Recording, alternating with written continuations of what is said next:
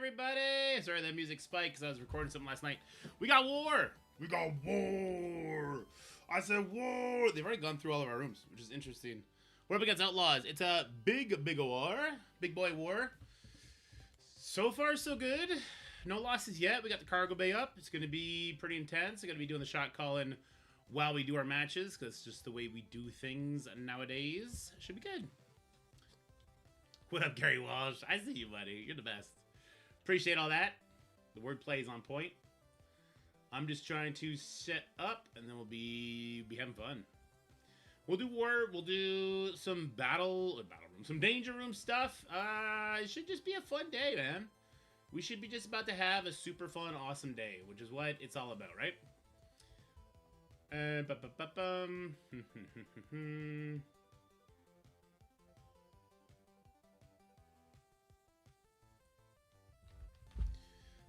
Is Fred special? I'm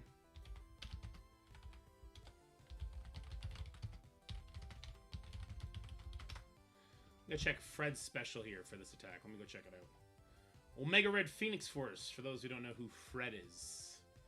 Special playoff heads up. Sure. Change to adjacent, applying bleeds. That won't happen. It is unavoidable, but he'll be hitting into safeguard. 1000 Phoenix focus, who cares? Fill Speedboard with random Phoenix or Dark by 50%, so she's gonna ult. It's only in Crucible. I don't think it. I think Vigilante's fine.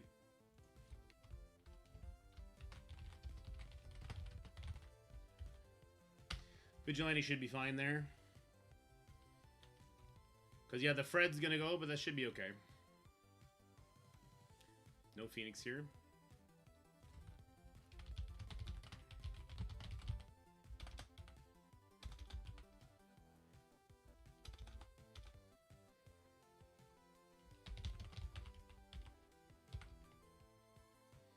Then it's Havoc slash Sable. EDM should be fine. Just fine. There you go. FYI, one of the Alliance mates is having an issue with danger. Apparently on boss node, if the Cyclops summon is the last one you kill, it soft locks the game. Oof! Oof! Are you surprised? I'm not surprised, because summons always break everything, but still oof. What if it's the Landra? This would be interesting. Okay. We'll see the Vigilante team here. We'll make a video on this. Let's do that. Yo! We got a war video. This is against Universal Outlaws. There should be lots of big teams to face. Should be lots of fun counters for you guys to sink your teeth into. Hope you enjoy it.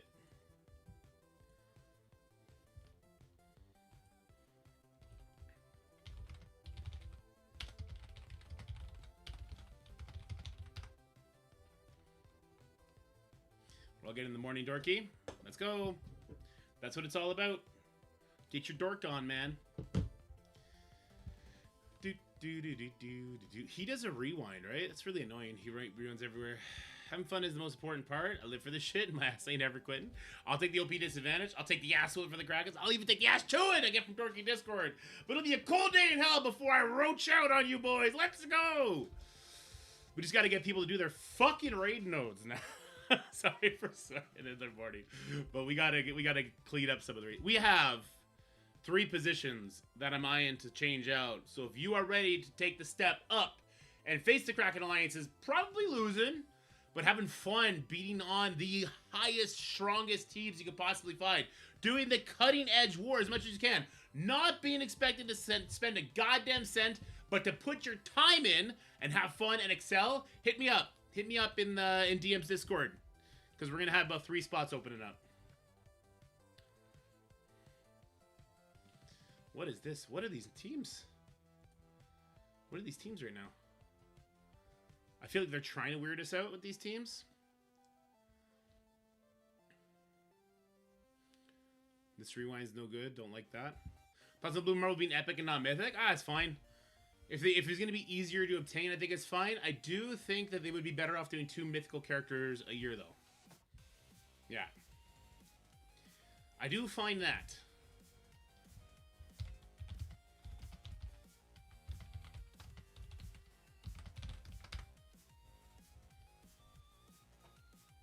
I don't think we've used a single Apocalypse yet. Like, not a single one.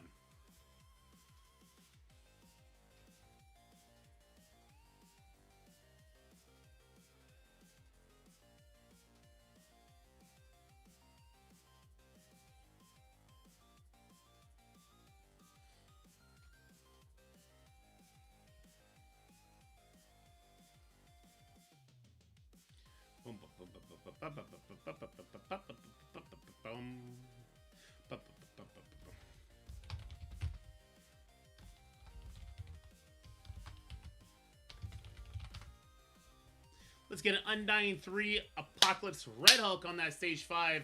That stage 5 does not have Patriot. It's not going to get all the on-spawn buffs. So that's pretty bad team. I don't know what they're doing with their Patriot. Or no Joaquin.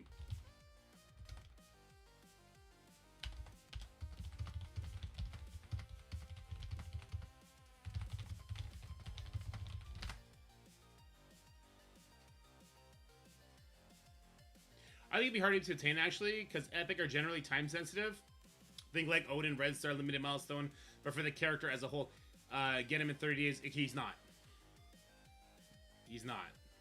He's gonna... So it's gonna be the same thing as what Odin was, but it's not called Dark Dimension. And he's not gonna be at the same level as those mythical characters. That's all it is. It's gonna be the same sort of outline. It's not gonna be like a Captain Britain.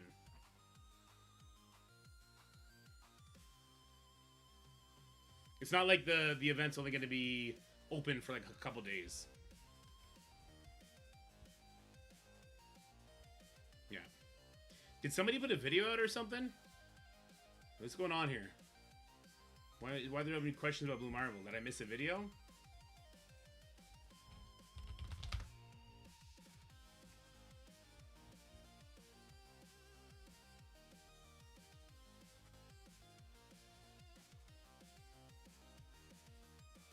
Player's Voice put out some notes about their most recent meetings. Alright, can somebody link me the Player Voice Discord? Or I can find it.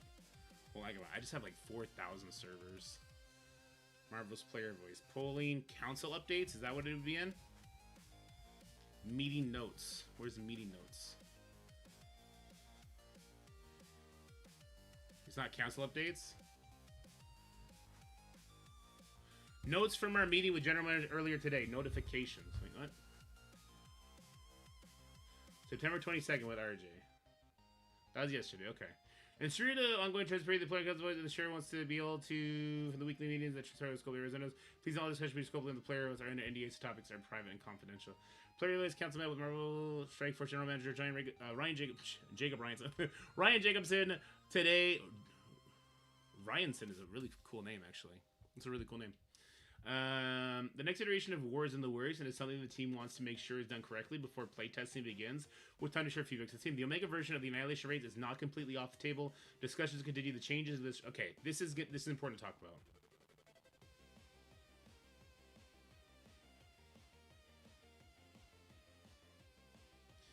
Soon, but the null battle may not be totally in the past. The team is working on how to distribute, okay? Cosmic Critical has had some critical issues that should be fixed soon. Competitive CC and juries have recently shared negative feedback about the scoring and continue to note U32 should not count toward new game modes. A couple things currently in development, but too early to share anything just yet. Overpower is not as on pause. Is noted as on pause with Purple ISO 5. Given the reaction of the general community when released, the team is not looking to reawaken this topic. Purple ISO is on pause. This is a video. This is our video right here, boys. Purple ISO is not giving Overpowered 12. You're fucking dead, Overpowered. I'm coming for you, Krakens. You're fucked. As soon as this gear turn 20 bottleneck opens, your ass is mine. Oh my god. I'm gonna fuck you up. Alright, Blue Marvel will not be mythic, but an epic character. Diamond's Red Stars and Awakened abilities should be appearing in Chapter Store before they move into the shop. Noted some overdue like Shadow King Diamonds, but the new shop changes should be coming. Noted as a lot of leaderboard leading to fatigue. Took time with the big boss to share direct feedback about characters that get a leaderboard as opposed to those who get an orb, and how this can lead to a bad feeling for those who do compete in these events when they are done after one after another, as recently. Okay.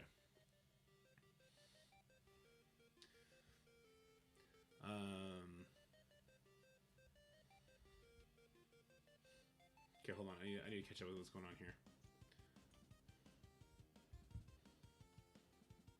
Yeah, Reese. Rip it, Reese. What up, Daisy? Another rage-inducing ideas. Apparently, Annihilation 2 raid preview is in, and rewards look like dog shit.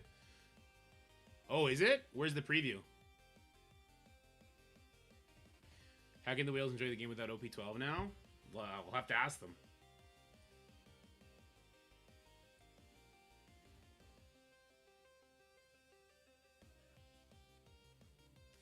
The raid bonus nodes give you 1/5 of a Gear 20 orb. It's not about what they give you, it's about what do they give you when you drop down. What's the difference between that? God damn it. Get out of here.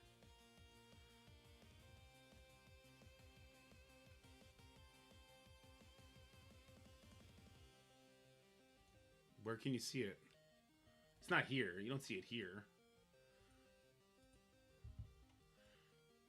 Coming soon. In one... How do you see them, though? How do you see that? Oh, it's on the website. Okay, this is good. Oh, we have a full-ass video to do. We should do this video. This is actually a great video to do. So it's Annihilation Raid 2. Here, let me share with you guys what I'm doing.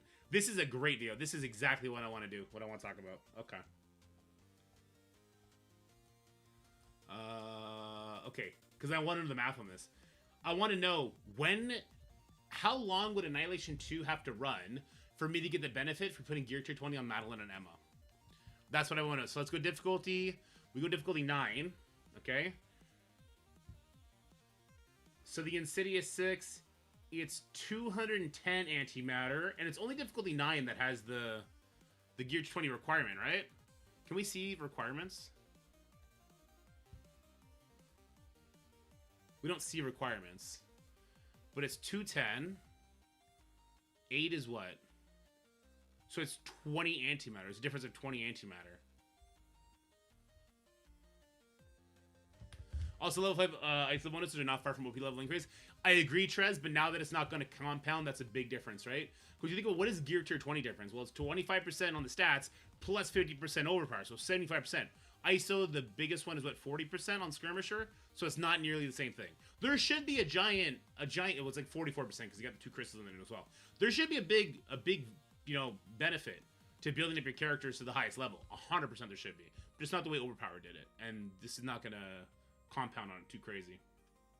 If you click on the node, it shows requirements. So difficulty 8 just requires the characters. Okay. And then difficulty 9, it's only difficulty 9 that requires them.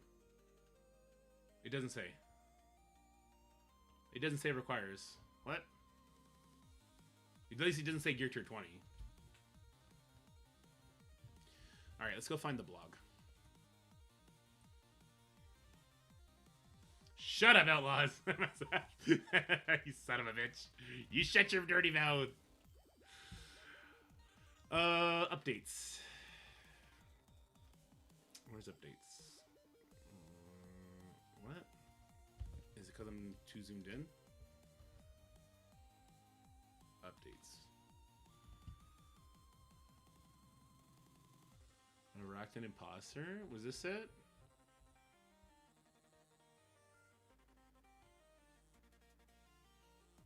What am I looking at? New nodes and bonus nodes. Difficulties 8. Oh my god. Whoa! Whoa! Is my mouse broken? What the fuck was that? Alright. Optional. Is it, so this is like Gear Tier 19? It doesn't, because it doesn't show requirements, right?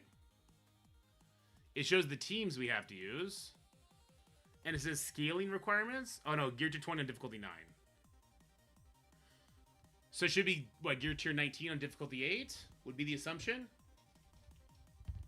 The math is going to be crazy here. The math is going to be crazy here. So, for a little bit of perspective, difficulty 9 is 210. Difficulty 8 is 190. 20 antimatter. 20 antimatter a day for doing the bonus node. Let's do the math on it. So it's 2,000 divided by 20. In 100 days, you would get 1 Gear Tier 20 orb from that difference. 100 days.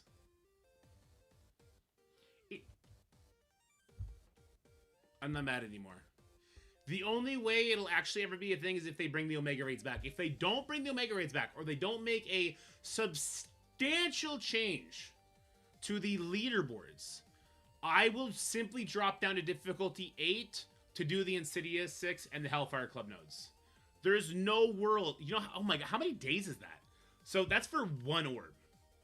Is that right? Oh, wait, I was looking at antimatter. Hold on. No, shit, I was looking at the wrong thing. Wait, no, I'm stupid. Hold on. I was looking at antimatter. I was looking at antimatter. What was I doing? I was looking at antimatter. That's silly. 430 fragments. What was I wow, that was crazy. 400. Wait, I was an idiot. Hold on.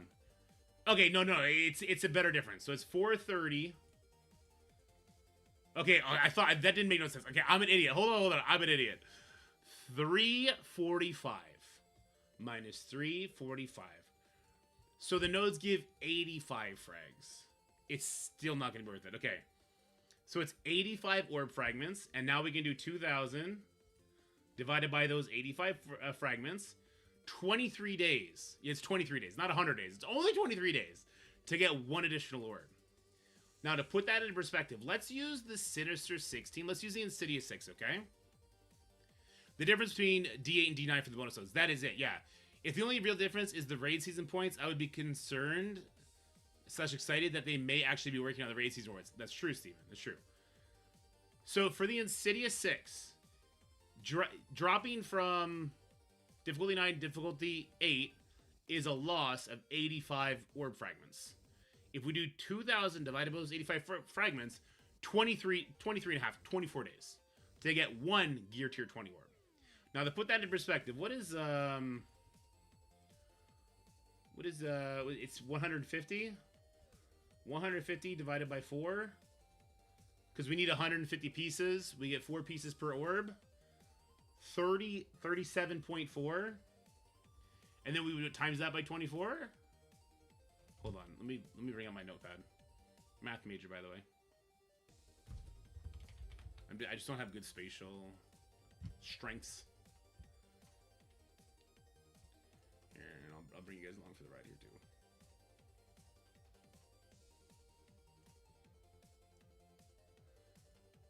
Okay.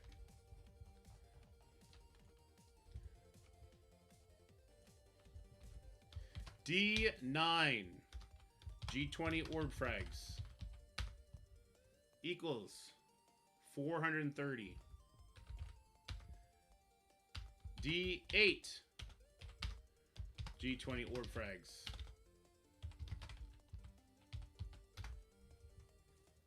equals 345. The difference is then 430 minus 345, which is equal to 85. Oop. Equal to 85. There's 2,000 orb frags per orb. That's going to give us 2,000 divided by 85 equals 24 days per orb. Alright? Then, if, say, the average character costs 150 Gear 20 pieces, we're going to divide that by 4. That's going to give us the amount of orbs we need for one character. Let's go 150 divided by 4.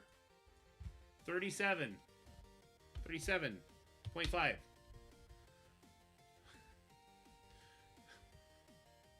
Orbs. So it takes this many orbs to put Gear Tier 20 on one regular character. I know Madeline only costs 2.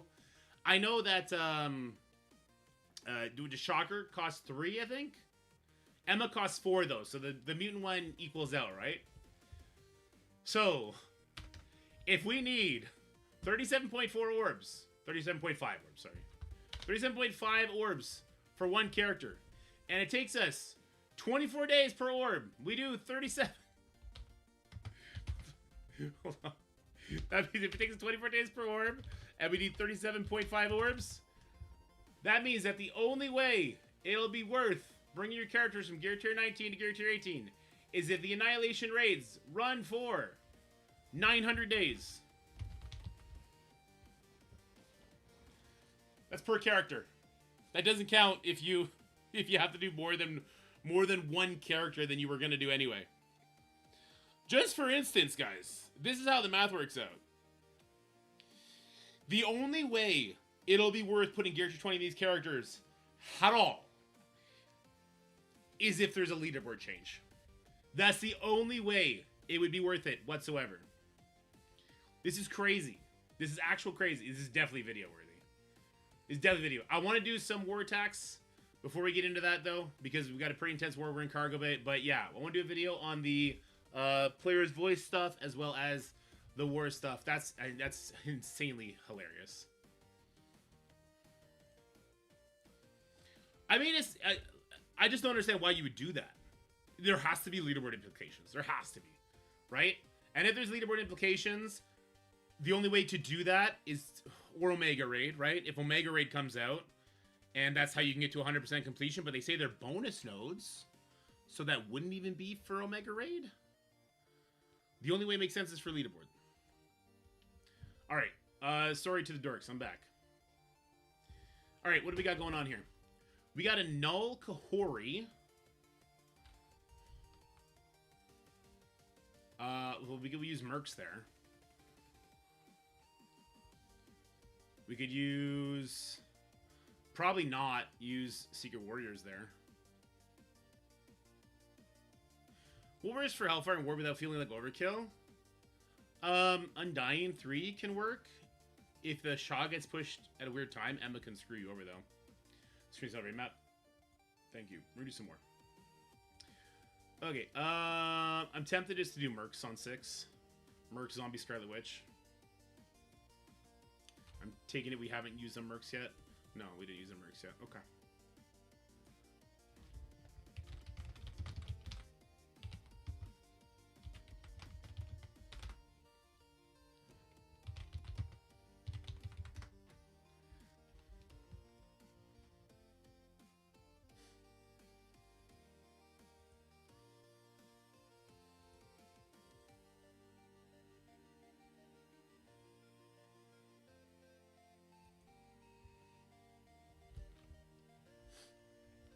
I'll craft the team.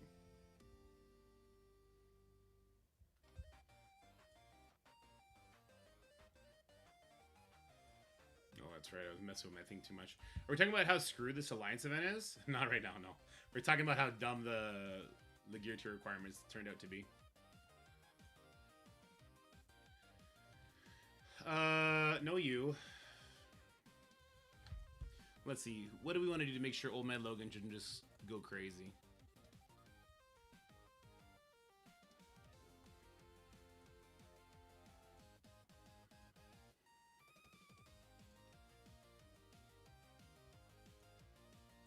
I mean, they're going to be pretty fast. Oh, we can use Astral here. Oh.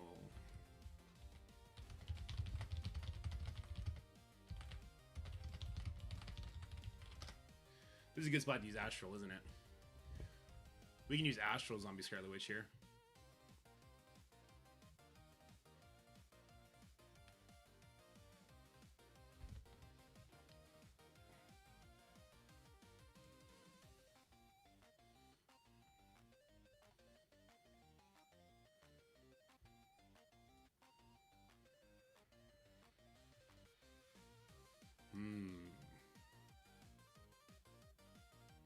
Why would Secret Warriors struggle here?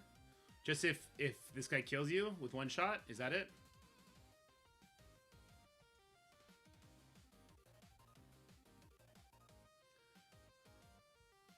Why zombies kill the gory?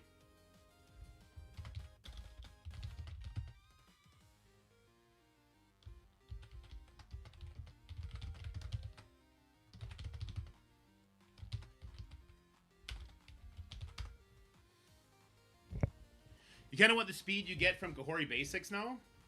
No, you don't want Kahori to be able to even breathe or smell her special.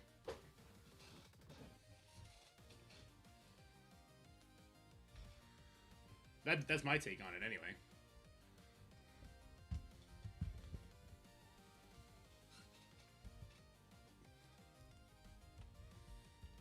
Also, it would stop any speed bar Carnage would put in, right?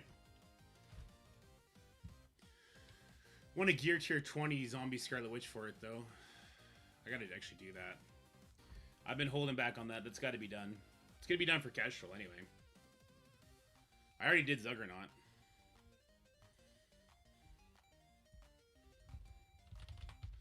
I don't know if I can do it right yet, though. Oh, I can. I'm doing it.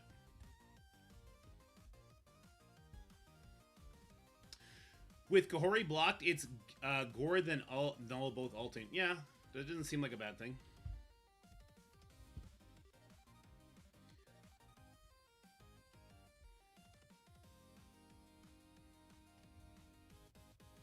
Okay, so why don't Vulture and Shocker have the Insidious 6 tag? Did I miss something? I think they purposely didn't give it to them because they wanted the theory crafting to be slightly more limited. Did ZK... I won, Skinny. I beat difficulty 10, he beat difficulty 7. I had Secret Warriors take out a Mephisto Null Annihilators, if that means anything. It does. It definitely does.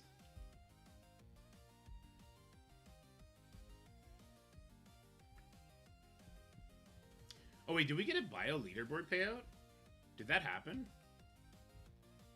What was the... No, Blastar got paid out. Hobgoblin, or what was the last one? Yesterday's. Was that Mutant? Which... Yeah, what was that one? Oh, that was Mystic, right? Okay, Mystic. Oh, I already did her. Oh, I can do these mutants, but I'm waiting to see if I need to do the Hellfire team. Which I'm still kind of waiting on, I guess. Because we would need to see the Omega raids. But then I'm just sitting on mutant gear forever.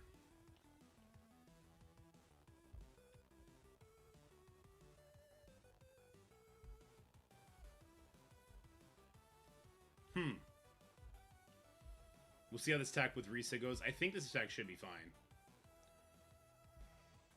His ancient one is kind of scaring me, though.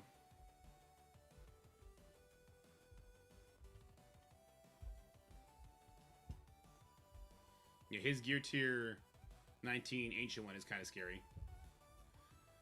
But as long as Zombie Scarlet Witch doesn't instantly die, I guess it's fine. As long as you're not getting Speed Bard on. Speed Barded on? I don't know.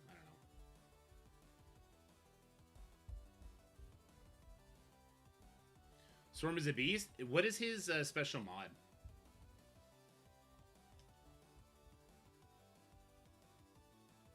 Reese is one of the biggest Ashland doors. Yeah, well, I mean, he just doesn't have Ancient One done. Clones every turn? Oh, that's cool.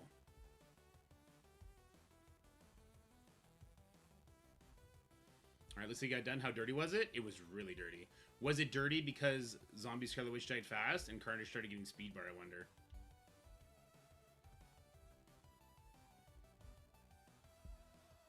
Because we could also bring in a speed bar character there instead of the Ancient One. There's no taunt there. You could bring in Kang or something. Did a bad push with Endgame Thanos? Okay. I don't know if you have much control there. Well, actually, you do. You kill Null and Kahori first. Right? Should have A1 ult instead of special? Okay. Well, the ult is a rebound chain, so you may not have had much control anyway. Special on... Yeah, that makes a whole lot of sense. You did not get the buff strips. Okay, well, at least Kahori did it for you, though. No basics. Alright. Carnage Ultimate on Zombie Scarlet Witch. So the move here is the Shadow King special on Kahori. Oh, we're doing our ultimate. Okay. I mean, getting rid of all those debuffs is fine. Yeah, and now you would target Null because you have the Striker. Sure. Carnage is dead. Perfect. So you don't have to worry about speed bar even if homie dies. Well, I guess he's going to summon one in, but that'll be next. Special, okay. Oh, that was a bad push. Okay. Awkward, yeah, for sure.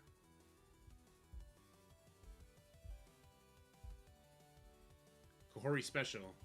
Because of all the expose. Got energy, yep.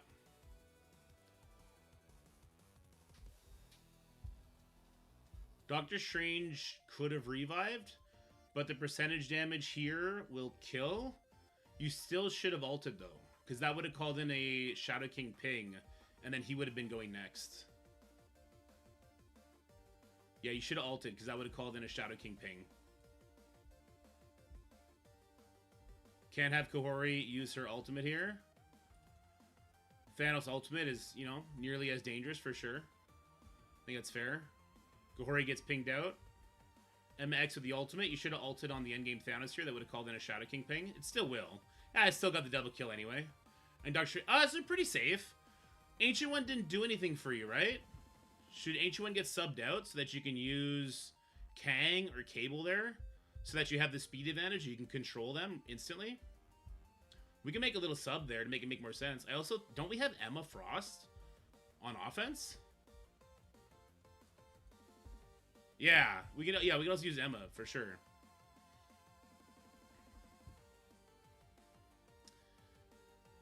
Fantastic for this team.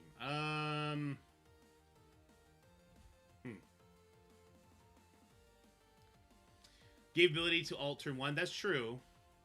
A1 gives the energy, but did you need to alt turn 1? I would argue you could have specialed.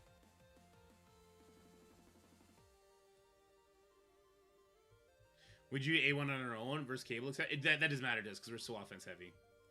Alt is better. I mean, if it pushed endgame Thanos, the ultimate, I don't know if it would have been bad. I guess you would have just had no buffs.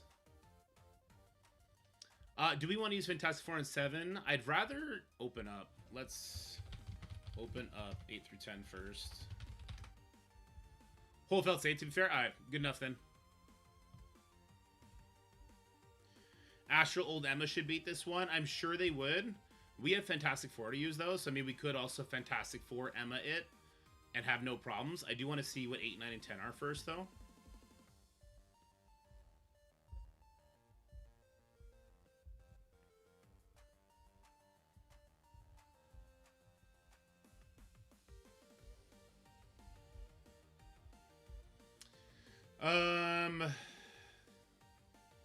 It's just this guy's a problem for Silver Sable, right? And what about this one?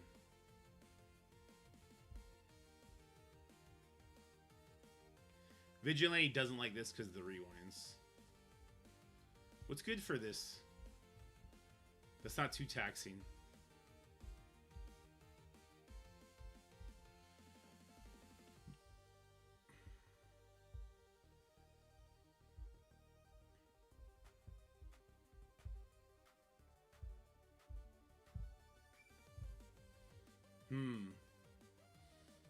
Why am I getting stumped on this? This shouldn't be that hard.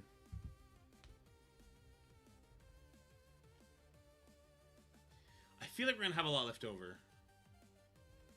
You know what I'm talking about? I'm talking about this right here. No mouse hovering. Oh, I was talking about the Sinister Six.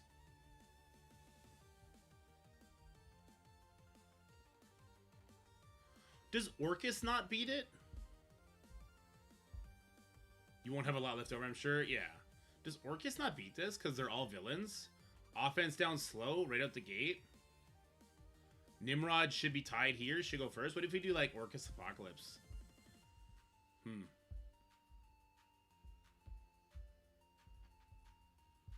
I'm trying to think why Orcus would not work here. Why would I not want to do Orcus here? Because as soon as deaths happen, maybe Vulture goes crazy. Why wouldn't Orcus be good here, Halcyon? There's no immunity on spawn, right? That's like a Mysterio thing? Yeah, the Apocalypse takes Safeguard off. I think I would sooner throw Apocalypse than I would throw Fantastic Four. Can Apocalypse be set? It's a good question. I'm not entirely sure.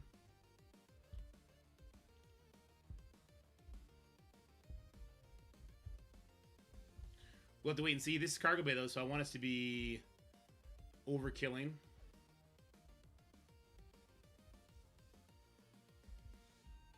The second Green Goblin counter bomb kills the bot, you're fucked. Hobgoblin works a debuff. Yeah.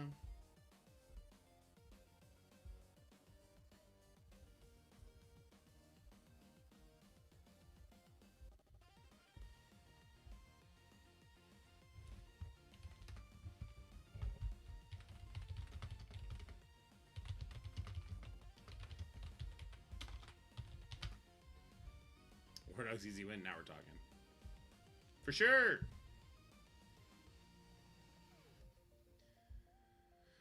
Maybe we'll go ahead and use the Fantastic Four team, though, then.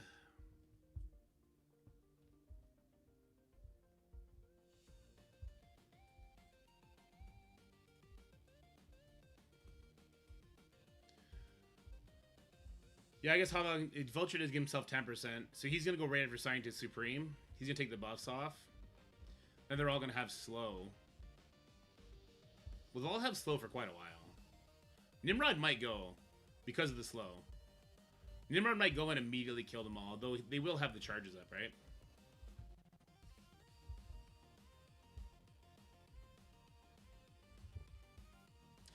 Alright, let's just pull the trigger on the F4.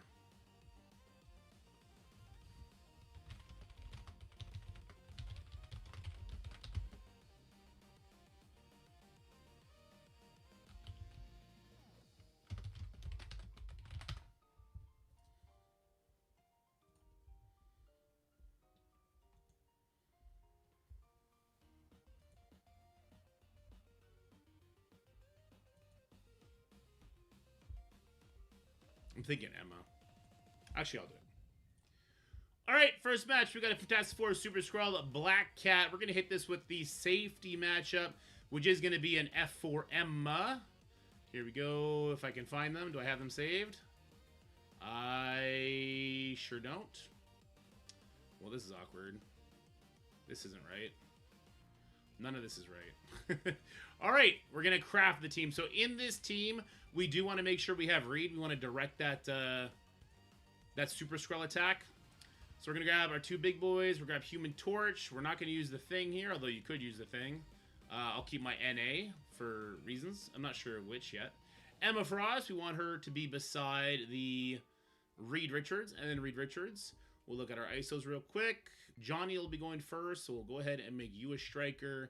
We should be going before the majority of them. Should be A-okay here. Super Skrull is always a concern, which is why I kind of like Doc in here. It's also a really big team. I kind of like Doc in here, honestly, over Emma, because he does put slow on everybody. But we should be pretty safe. We should be pretty safe here. Alright. Let it rip. We should be safe. Let's go. I think Super Skrull does go first here because of the buffs that Reed gets. He might get... Well, no, maybe Franklin still goes first. Oh, there is also a stealth over here. So, yeah, he gets, what, 30% there? So he's going to go first. That's fine. Now we get to decay all their buffs off. That's good. I guess not all of them, but enough of them. Alright. We'll follow the vulnerables. I kind of want to kill her. Like, if his silence is going to suck, but not nearly as bad as her pull-in. So let's go here. Big damage. Say goodbye to Black Cat. Super Skrull is going to put himself in stealth. So we are going to probably be eating a Super Skrull ultimate. Not my favorite thing in the world. We'll special here into the defense down. Call an assistant, plus the Invisible Woman hit. That is not enough to kill. Uh-oh. Yeah, we just lost on size. The 3-diamond Invisible Woman is going to... Oh, she bled out. Okay. Wow, we got lucky. Kind of. We might still be screwed here. Because of this. Because of this defense... sorry, ability block that Emma didn't get to clear. Gear tier 20, not on Emma. Bad idea. I just lost. Damn, I just lost. Damn, we lost. Okay, hold on. Do one of these. We did not get the decay off. Oh yeah, we lose. I should have used Dawkin. Oh no. Maybe I should have used Mephisto for extra safety. We're not saving that. Okay, we gotta fix that. Alright, I'm pissed. I'm super pissed because I've been trying to get everyone to overkill and then I do the first fucking attack and it fucking fails like a fucking piece of shit. Fuck you, Wonder Woman. You're not part of the right goddamn universe. Wow. Super Skrull fucked me. People who say Gear Tier 20 Super Skrull is not good are fucking dumb. Alright, hold on. Oh my god. Black Cat did nothing, but the damage was just too much. Damage was much too much.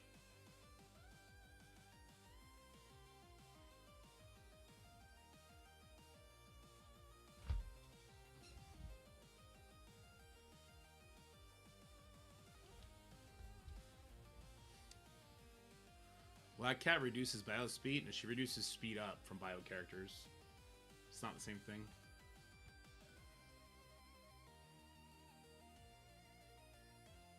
Unless there's another part of her kit they added in just for Outlaws.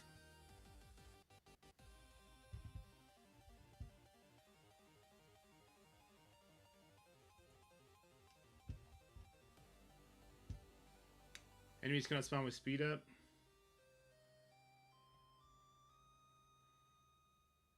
No, she doesn't do anything like that.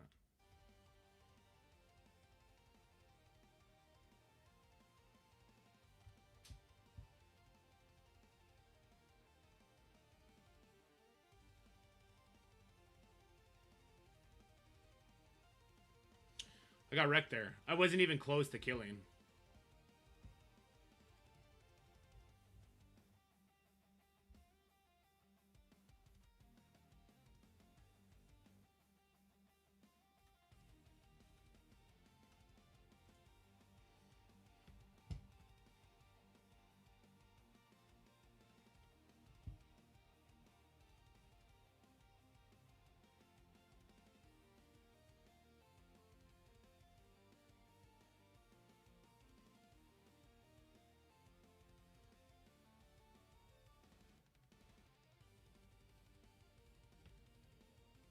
I can't believe that was a fail. That felt real bad.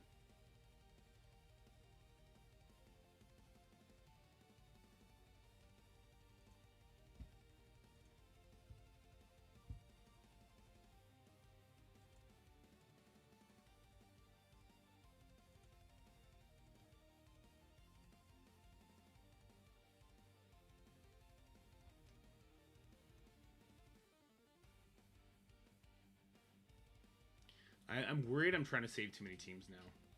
I'm wondering if I can just put Silver Sable with any other team that outspeeds this and go crazy on it.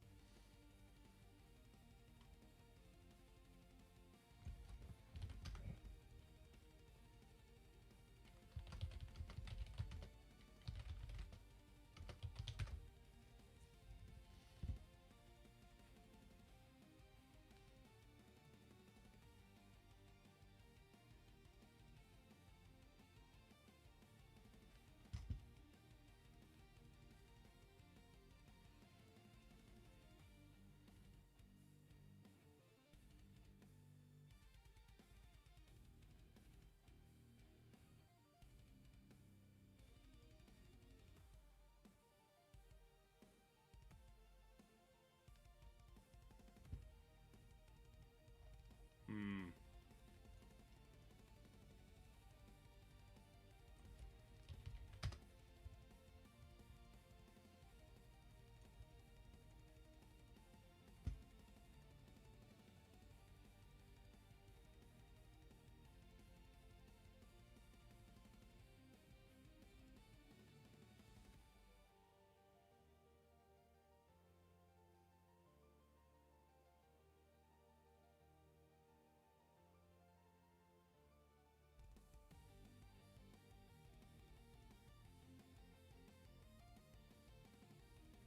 They can't get offense down because of Doc Ock. So Orcus not as good as we would want here. The slow might make it okay, but Doc Ock stopping the offense down from Scientist Supreme's not fun.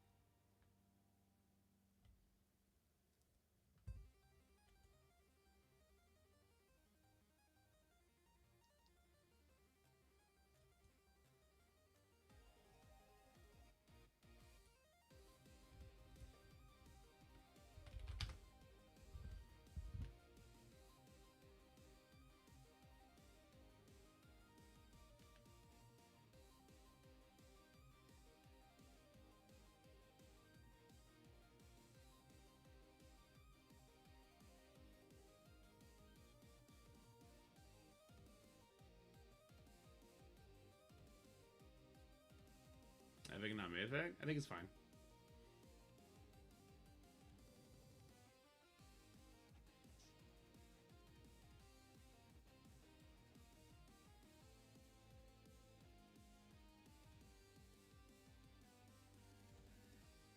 I think we might use Mephisto on 7.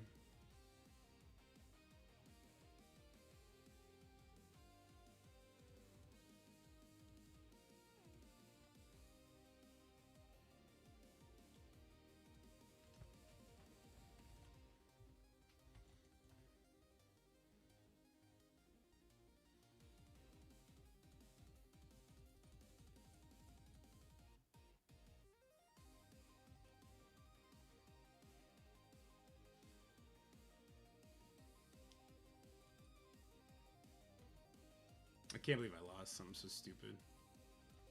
I've done it so many times in practice and never had Super Scroll just absolutely rip me apart like that.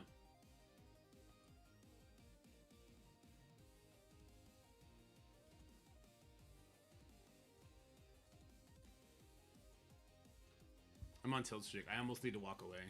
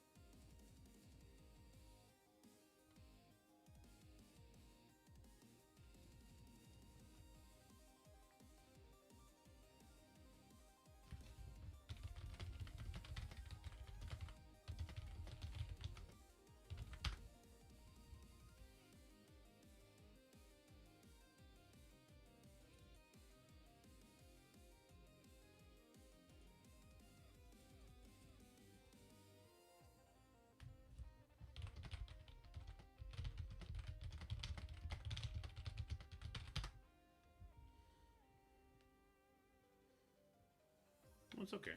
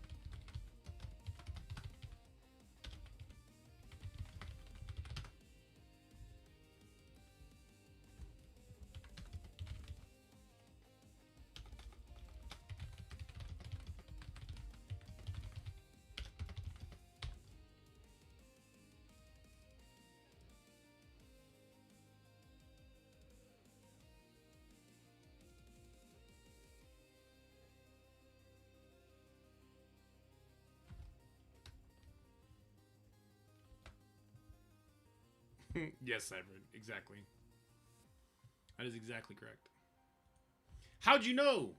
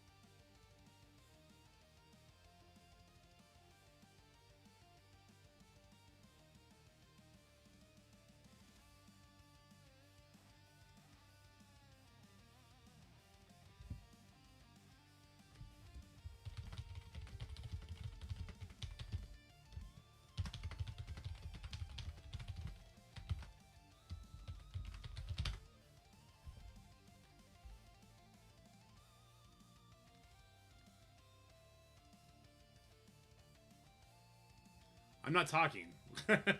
It's not that I'm quiet, it's that I'm not talking. Doesn't Mercs for Money roll this? Possibly. I think this guy's a problem.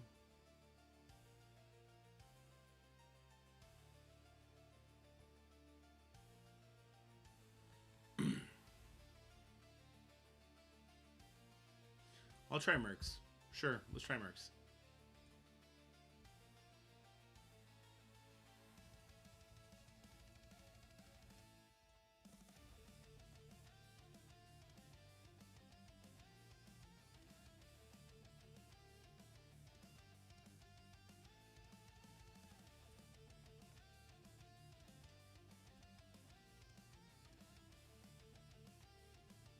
Team message. I'll take a look in a little bit.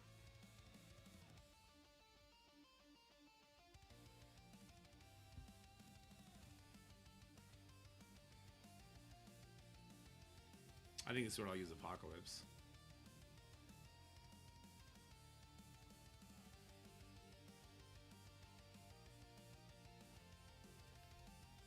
Maybe an Apocalypse and Red Hulk.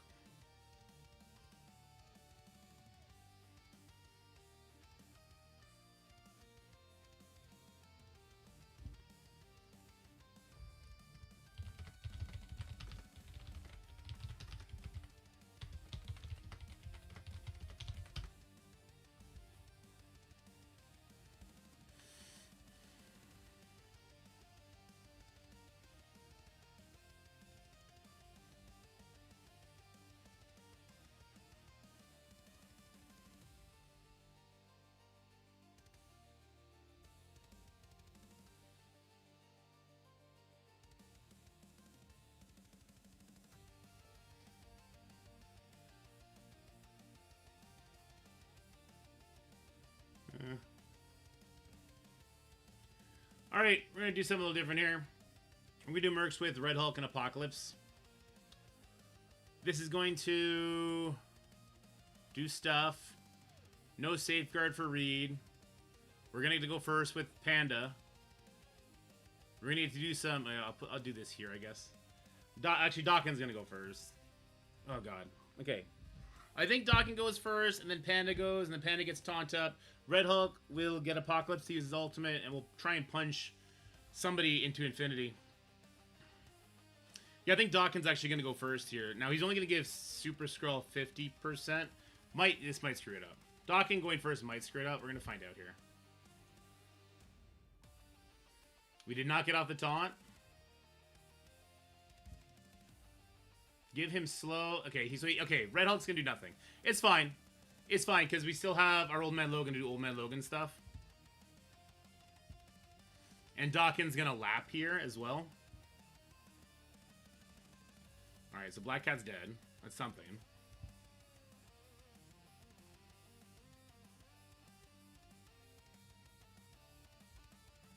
And that's the push. That's actually the push that I really wanted. I guess I have to stun here. Dawkins going first wasn't great. Yeah, Apocalypse dead is not great. Apocalypse lived, okay. This can put Trauma Stun. Let's go for the Trauma Stun on Super Skrull.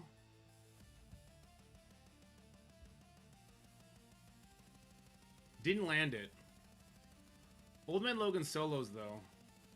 She's ability block. Let's just get rid of Franklin. Old Man Logan solos at this point. Okay. Okay, he's gonna do a ISO attack. Yeah, let's do this attack. This feels better. Even with Red Hulk doing absolutely nothing, we don't even need to bring Red Hulk. We can bring a different pre-taunt to make sure Old Man Logan gets hit. Any pre-taunt will do. Like, this was perfectly fine. If Apocalypse wasn't Gear Tier 20, it would have been bad, though. We'll clean that one up. We can clean that attack up.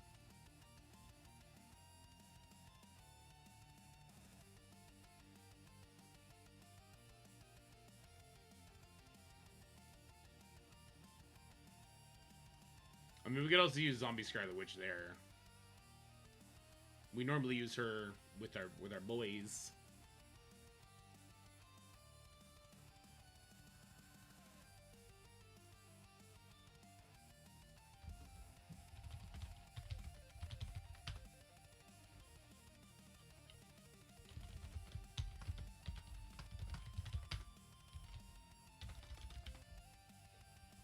And maybe an Underworld Dawkin Zombie Scarlet Witch. Is it hard to hear? Is the music too loud? My volume looks good on my side.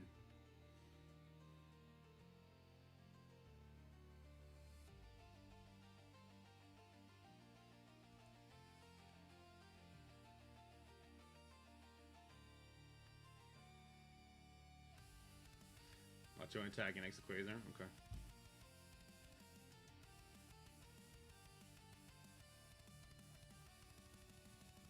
Do I want to read here?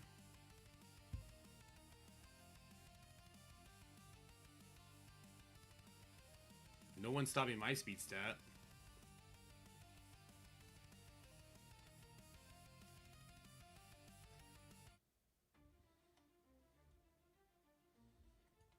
Is there something here that I'm not seeing? I think I'm gonna have so many teams I'm gonna use the thing here. That's one thing that's happening. I don't think I could use NA anymore because I got the cancel.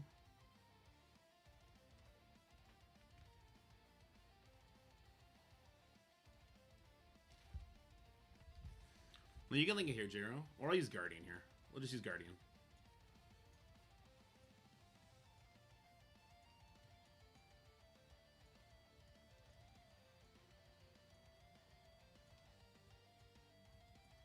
It makes the buff strip more likely to happen as well.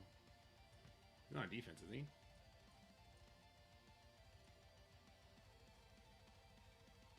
He is on defense. What? Why do I have him on defense? I must have fucked up somewhere. I don't love the thing hitting into Miss Marvel Classic, but he does give speed bar when he ults. We also have Liberty to be used as well. Liberty would likely be fine here because Mephisto will activate it so fast.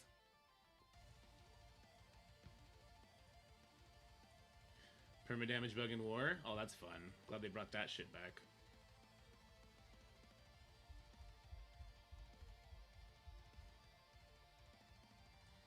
Could use my Vulture here.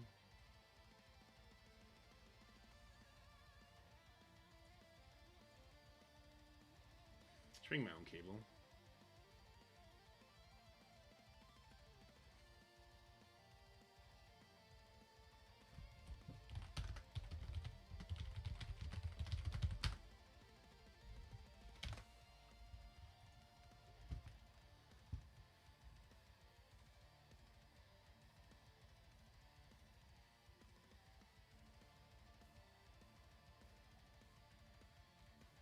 Maybe Kang, he'll do an AoE slow.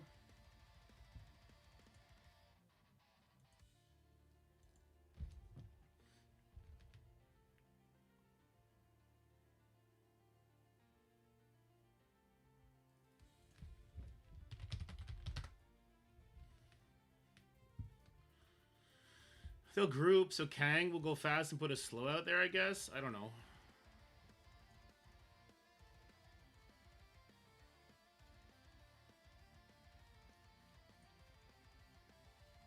Yeah, we split up Mephisto and Mercs to use them in these different places. I think this is the right call. What's the threat here? The threat is that I died to Shadow Kang. Is this a real threat, or am I overthinking this? I feel like I might be super duper overthinking this. I just don't want to lose again.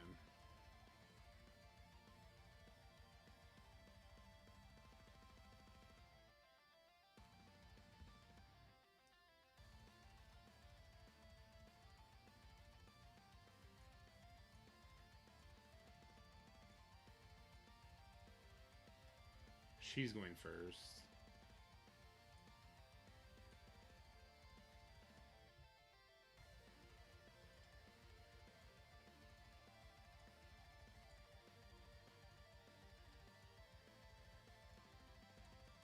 Here's Kang. He's gonna go first.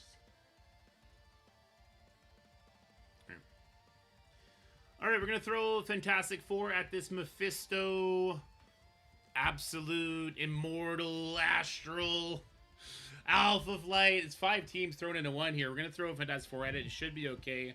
I do think there is a check here if Franklin actually strips off the charges from the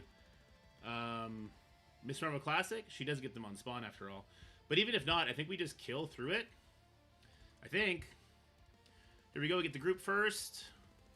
There goes North Star, so we're not worried about him.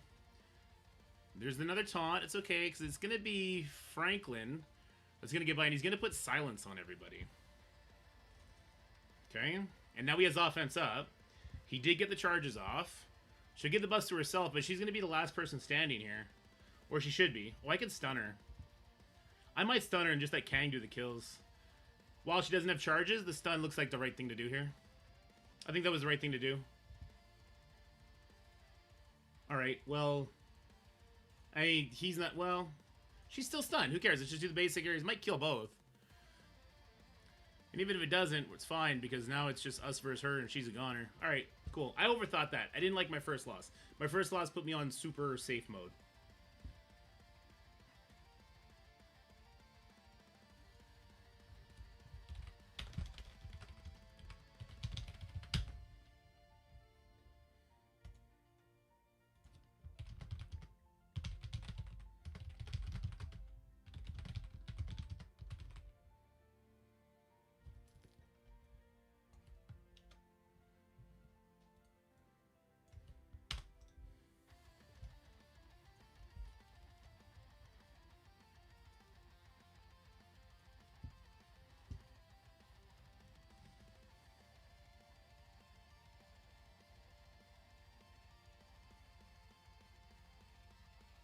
Usually a regular Professor X team. It just sucks because of this.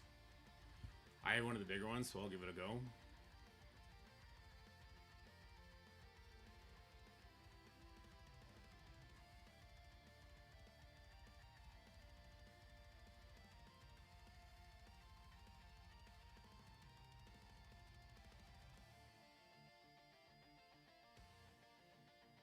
Don't want to use Havoc here.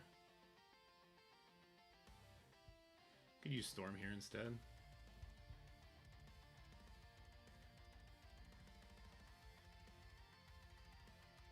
Where is she? Where is she? She'll do a smaller hit on the Odin, and then mind control, and then stun Professor X. No more mind controls come in. That'll be helpful. Can she be a skirmisher? Good. Just in case this guy doesn't get pushed, she could finish the push on the Sasquatch and strip the taunt off potentially. Alright. Okay, we got a big kind of standard Professor X team. The risk here is that Songbird goes first, puts offense down on my Songbird, and then bad stuff happens because I don't get to push this Gear Tier 20 Sasquatch in time. If I don't push the Gear Tier 20 Sasquatch, he'll just renew his taunt.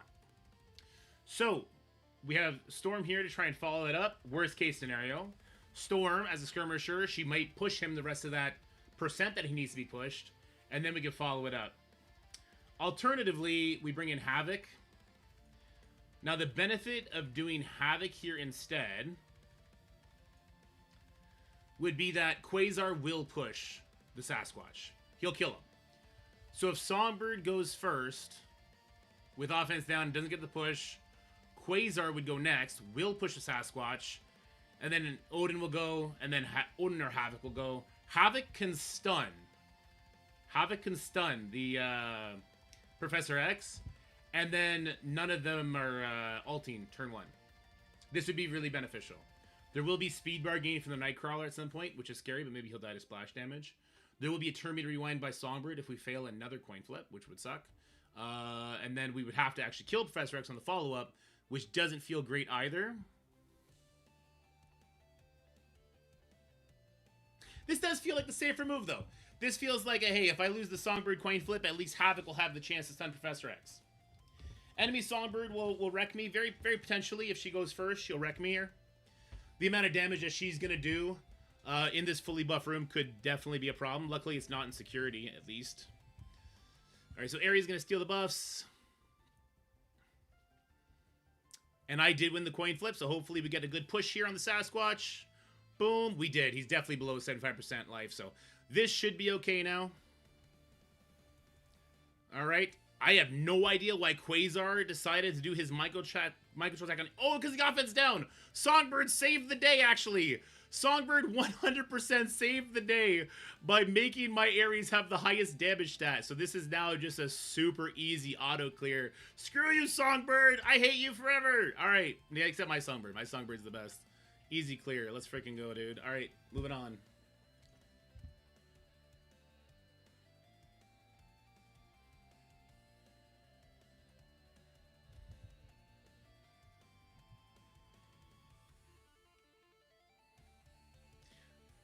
Dude, I wonder what the fourth vector of speed is going to be. I feel like there has to be a fourth vector of speed for them to take out this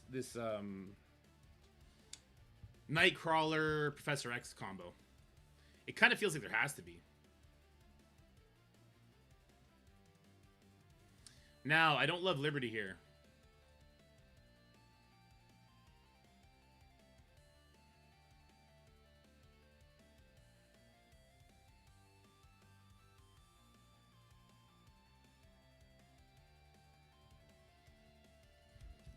Zombie, Scarlet Witch, Black Cat, Mercs on 6, please.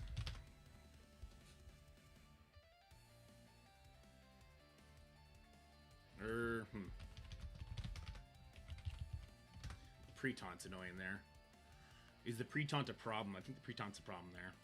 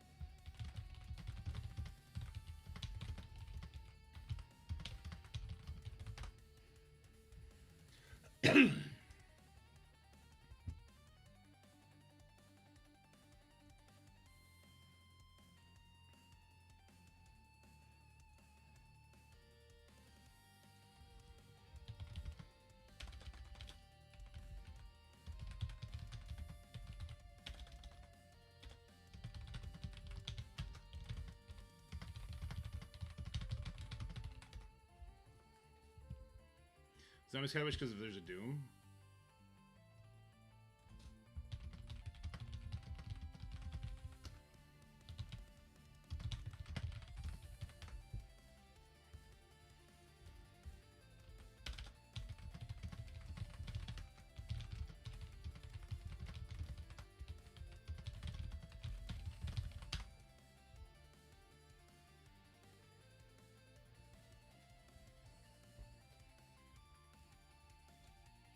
While his character has buff, etc., his extra speed reduction can't be prevented. Oh, there you go, Trez. Good call. Just build. So the 4 pillars of speed bar, you just build onto it until it gets too crazy for anyone to know what's going on.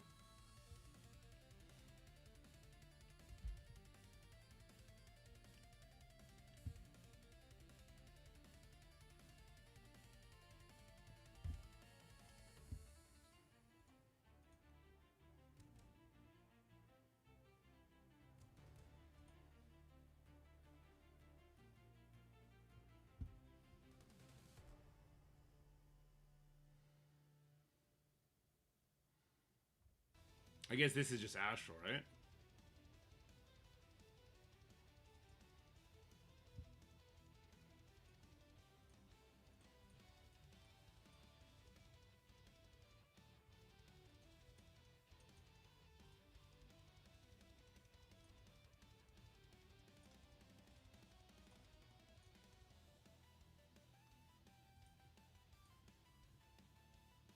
I think I'm going to gear tier 20 my Ancient one real quick. And maybe my Emma too. I just feel like they're scary, those two.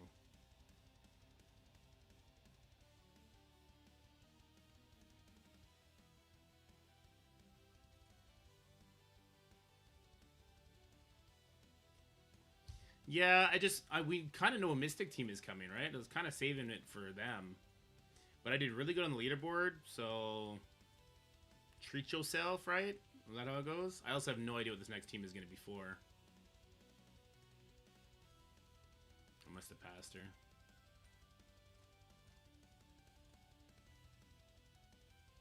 You saw what she did with the Hulk? True.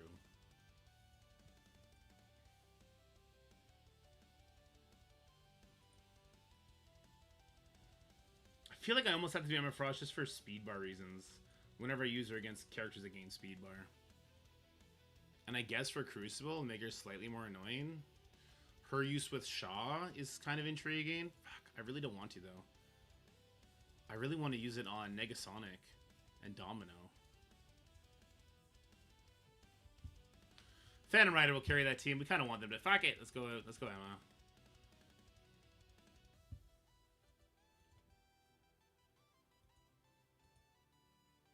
Okay.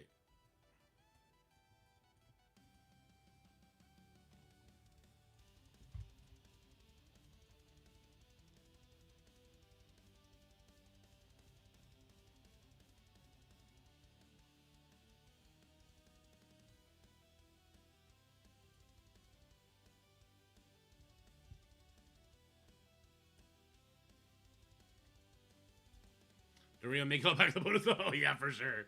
100% for sure. That's definitely going to be what happens. Okay, so Liberty beats this. Let's just live this.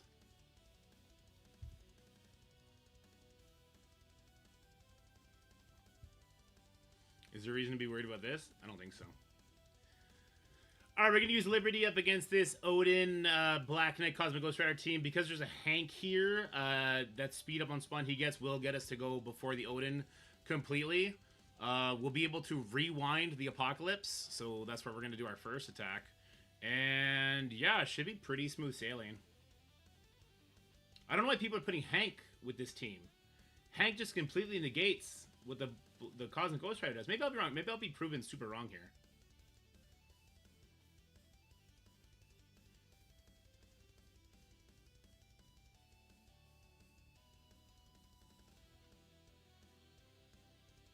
Yeah, that doesn't do nothing. That don't do nothing. So now I could rewind him, so it doesn't even matter if he gets a speed bar now. I mean, maybe he'd do a counterattack and... Well, no, he's got the slow, so he doesn't get speed bar at all now. So he's just dead. So now we kill the Odin and we win. Alright, this is a great use of Liberty. I'm perfectly fine with this use of Liberty. So let's stop Liberty, stop Underworld Old Man Logan. Well, yeah, it definitely stops that. We're in such an offensive heavy meta right now.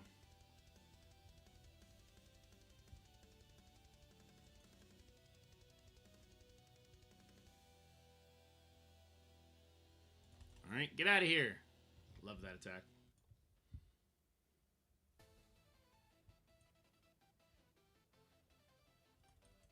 Wasn't I gonna do something else?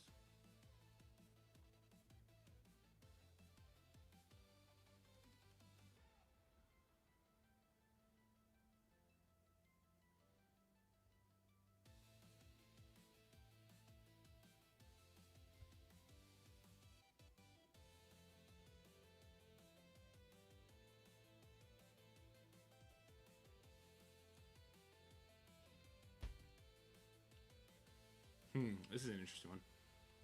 We'll do this one, though. So no Professor X here in this room? Or did somebody already do it?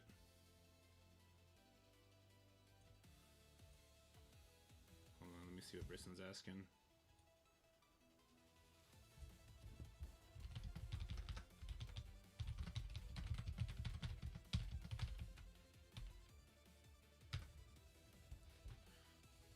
Yeah, I don't... Oh, there's a Professor X. He's just in stage 9.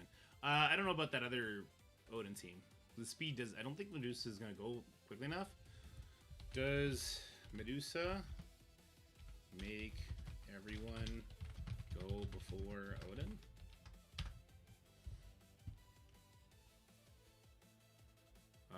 Azati's Astral, right? Astral with Emma. Put you over here. Seems fine enough.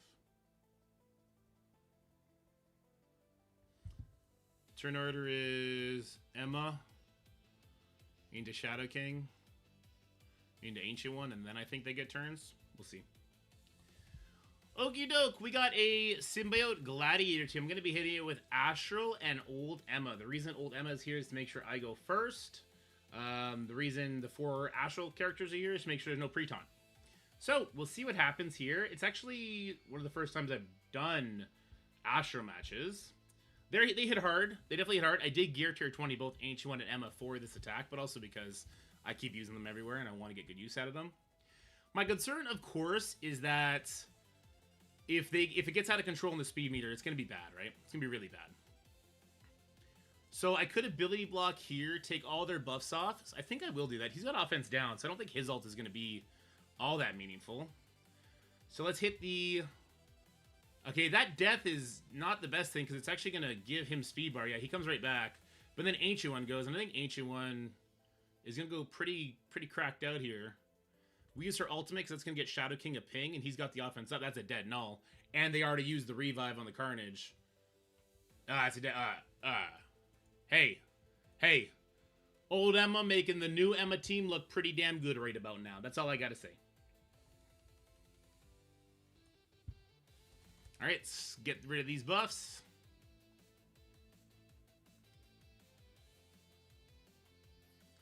And we can just hit auto now. I'm kind of bored watching this. Ooh, stole that speed up. Shadow King's a really good character. A really good character. She does percentage damage on her attack, plus calls in Shadow King. Shadow King's going to be lapping here. Lapping and laughing. Alright, and percentage damage from Strange gets it done. I don't know if I needed Gear Tier 20. I feel kind of stupid putting it on. But also, like, that felt like a good-ass whooping. That felt like a good-ass whooping.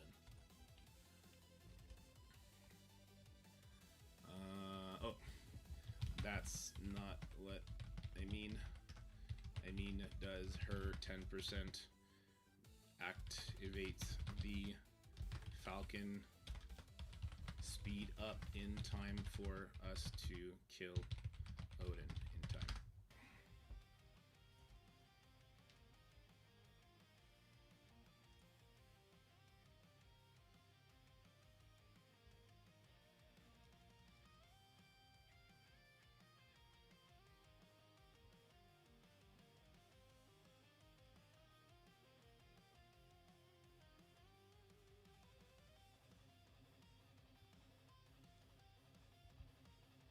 Oh yeah, for 9?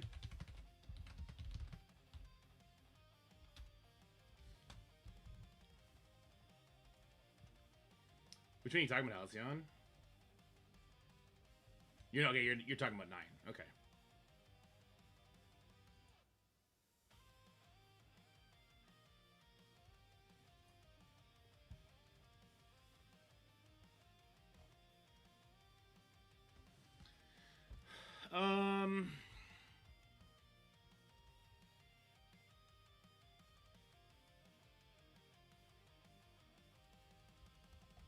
The second game Thanos is interesting.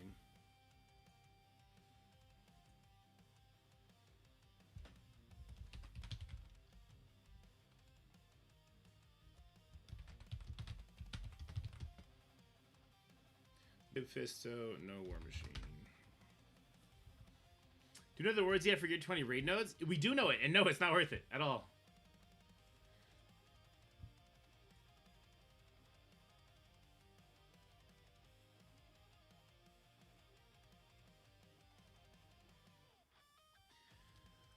This one should just be a Fantastic Four. This one should... There's no Emma here. This should just be a Fantastic Four plus a way to kill him.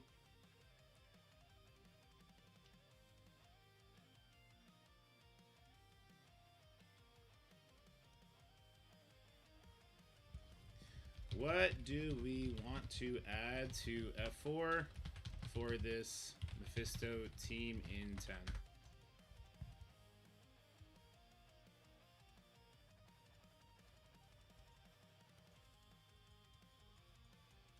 Full F4. Some doesn't think. Good call. Good call. Let's do that. Did I already use my F4? I did, right? But I pulled out, or did I end up using them again after that? I pulled out, yeah. Okay.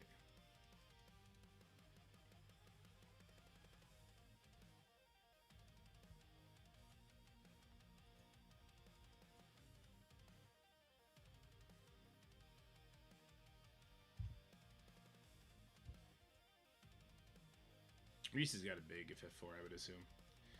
As far as endgame Thanos goes, it is kind of scary.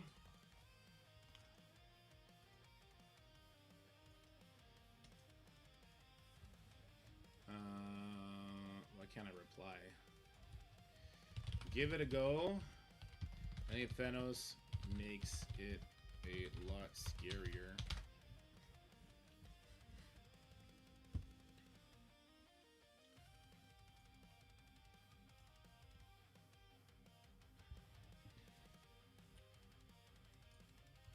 The endgame Thanos here makes it a lot scarier, but if Professor X is dead, I think you're fine.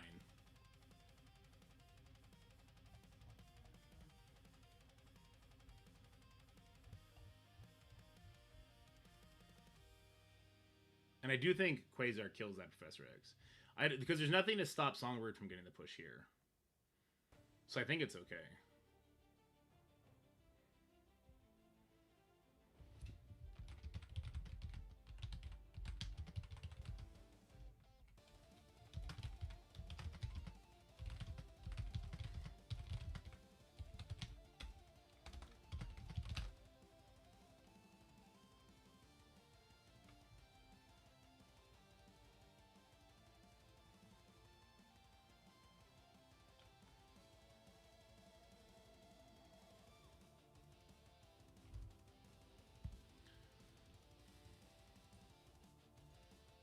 I haven't used my Mephisto yet, right? No, I haven't. Okay.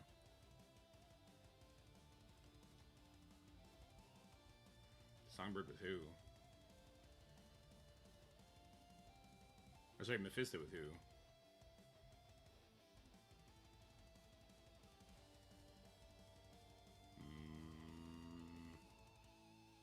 I don't know. Does it really matter, I guess? Just don't waste too much, maybe?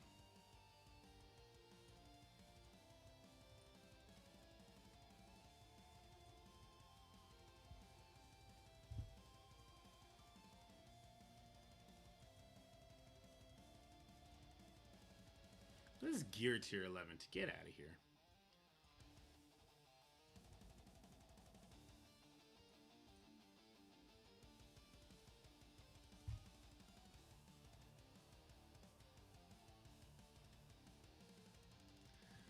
All right, we do have a Ares New Avengers. So what we're gonna try and do here is not try. We're gonna use Mephisto here for safety. We're using Mephisto with Night Stalkers. I do have a severe overpowered disadvantage here, but this is one of the reasons why we are super offensive heavy, because this team will come at you at a left field and is so annoying. So if you can budget a Mephisto for this, boy, does it feel good. Does it ever just feel good? Because you can't get speed bar here. Because of the Ronin, and they get speed stat plus speed up. It gets so ugly so fast. And Mephisto's going to make it a lot easier just by giving them a bunch of debuffs, giving me a bunch of buffs, making it so I can't gain trauma from the thing, so I'll be able to flip those. Like, he's going to make this infinitely better for me. At least I hope. I do dislike that he got stunned here, for sure. Can't be rewound because of Mark Mephisto, so that's another benefit of bringing who I brought. Alright, Ronin's down, so that's great.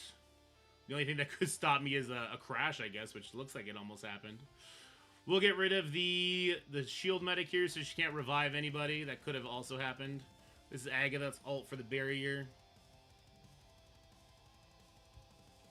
Alright.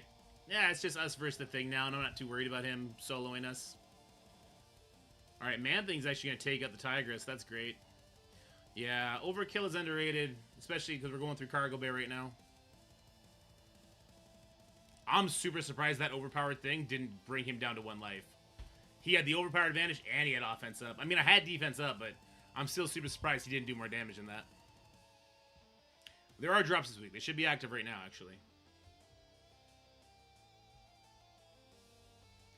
Mephisto and an 8 Drake playing the game. I'm playing the game that everybody outside of alliances, like Outlaws, like Panthers, like all those fools are playing. Stressing their captains, burning people out left, right, and center, complaining about war killing the game. You guys are doing the self-inflicted wound.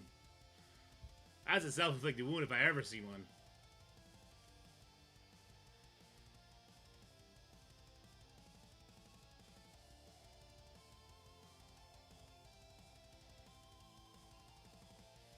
You do a similar reach for Zombie Kestrel and the Undying team that they did for Phantom Rider and the Secret Warrior team. We're getting upgraded characters? No, I don't think so. I think that Undying characters are baked into the cake, so you probably have to build them up. But you can also just wait till the patch is over. As a war team, there's super luxury, obviously, right? So you can wait for it. I want to use Not Mephisto here. But maybe we'll just start using Not Mephisto here after the buffs are down. We could just use like a... We could just use Silver Sable here with a faster team, really. What up, King Reaper? How's it going? Yeah, it's me talking shit. What up? Maybe I'll use Underworld with Silver Sable here. Underworld should get the job done.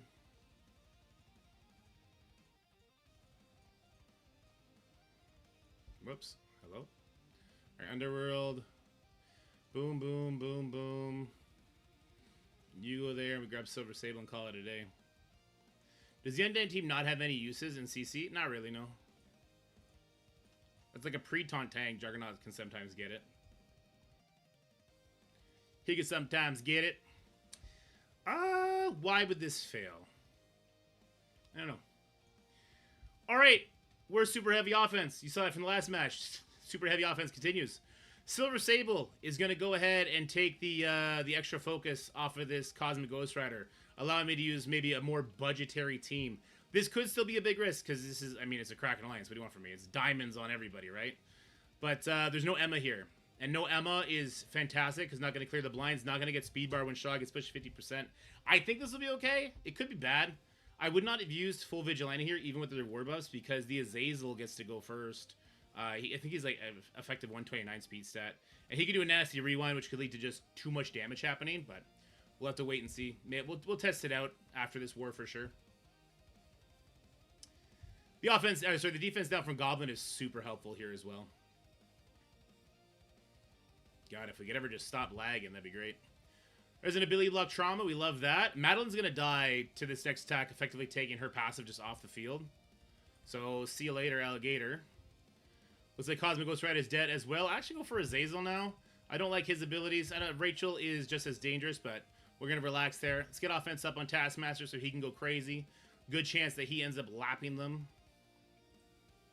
Alright, we'll use a special here for fun. Yeah, look at this. I love Underworld. I love the Silver Sable passive too. This is good. This is great. Use a special here. Is she a merc? Doesn't matter. She's an OG. She killed like crazy. Alright, here we go.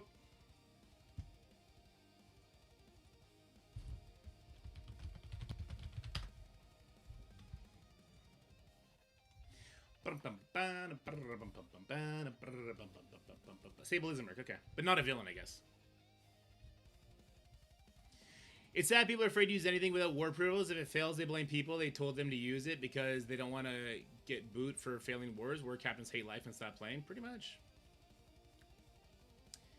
Armory next, I guess. It is buffed by security, but we'll go for it. Look at this motherfucker. What a guy.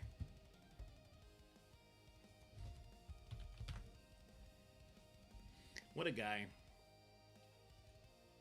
What a goober. What a goober. What a guy. What a legend. Is there anybody I want to flip off here? Is there anybody I want to trade? I like the Mysterio here. I like the Goblin rewind. Obviously, the Vulture's got to stay. Is there space for Hobgoblin in this team, or is there just not? Is this just the optimal lineup? Because of the ability blocks and everything.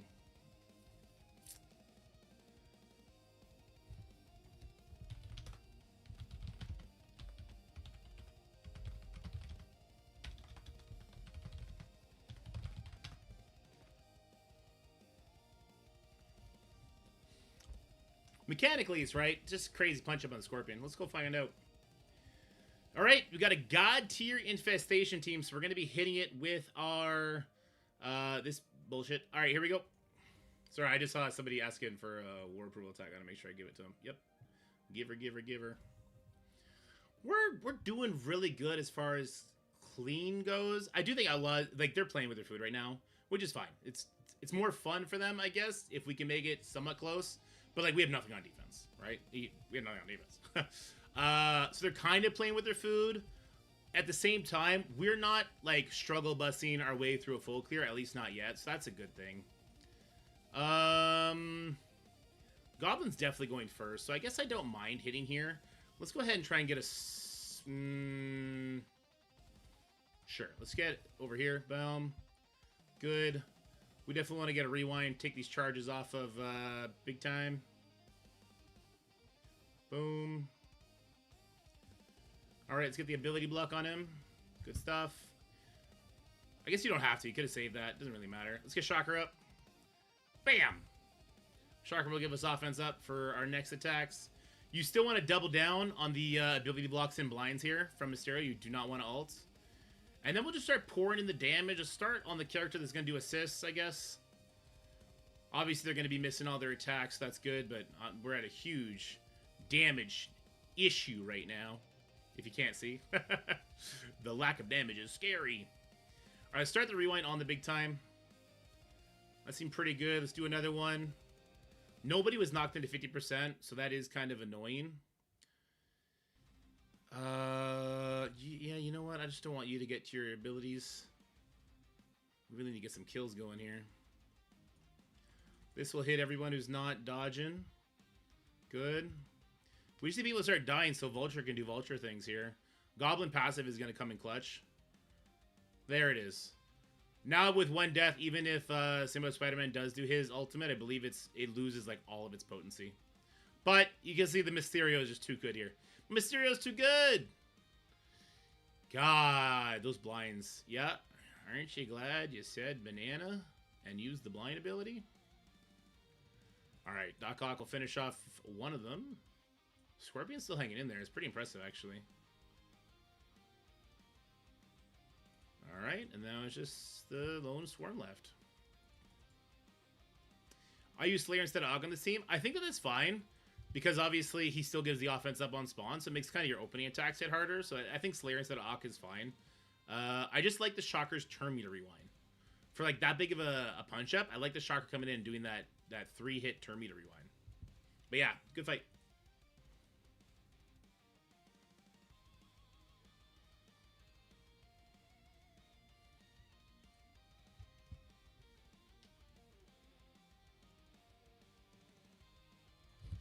HFC without CGR can be undying if no Emma OG.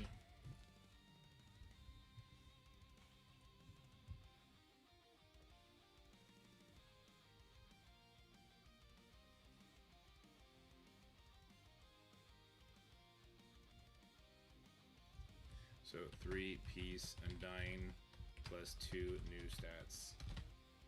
Bang.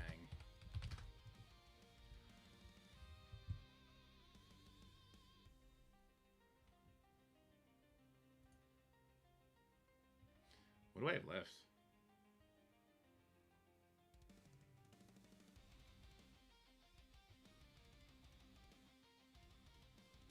This is a super scary size, my god. I already used Underworld, so I can't do that.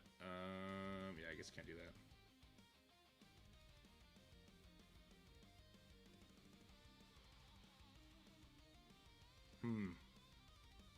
If I could fight Dorky 2 times a week, every 2 weeks, I would never quit MSF.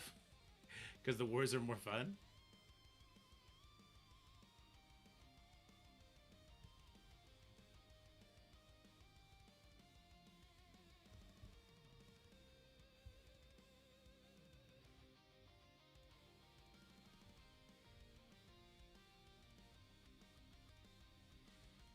What do I have left? I have not Vigilante. I have MA left. I have NA left. I have Secret Warriors left. I have Orcus left. I have Illuminati left. Not much. Not much. Well, I have 3-piece Undying left as well. Okay.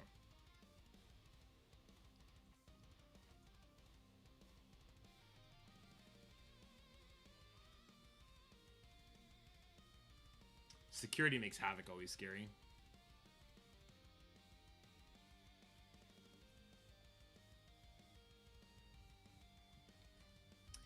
MA, let's see. Mystic, Mutant, Bio, so there's 2 Mystics there. Does MA not beat this? I feel like MA should at least beat this. There's such a lack of damage here. Like, yeah, this guy goes, but we have immunity, so we're protected by it. I feel like MA has to beat this. MA has to beat this. Alright, we're going to use MA up against this Gladiator Emma Black. So here's the thing. Lilandra's not going to strip us. It's just overpowered across the board. So we will be hit by the North Star. He's not going to put defense down on us. We're going to get hit across the board because of this Emma. We will not have security, but it's overpowered. Does the Lilandra just kill me? Because it's overpowered. This is a real question I got to wonder. This is a legitimate question I have to ask myself.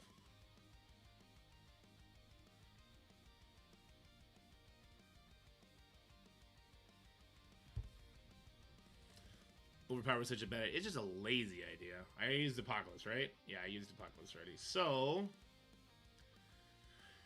Oh, yeah. It's a good question.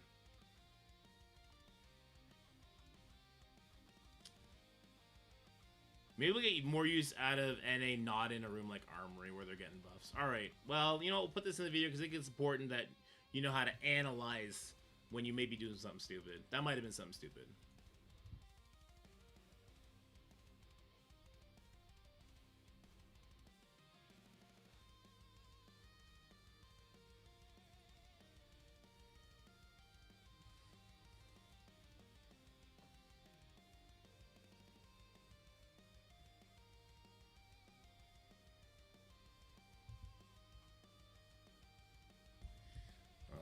For this matchup, you don't.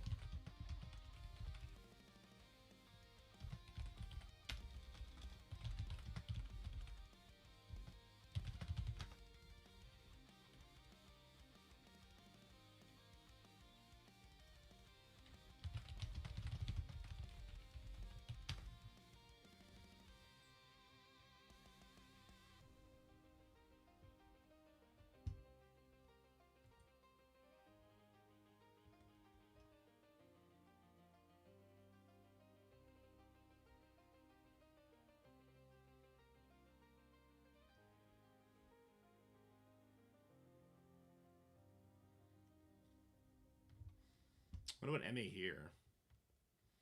He hits us, but that's it. I think that's it. I'll try it. So she's 120. Slow, slow, slow. It's just him. Okay. Alright, we've reanalyzed. We're going to try using MA over here because we're stopping the America Chavez. We're still at an overpowered disadvantage across the board, but only Havoc is going before us here because at least we're stopping the speed bar. I would imagine this to be okay. I would imagine this to be okay. But we'll see.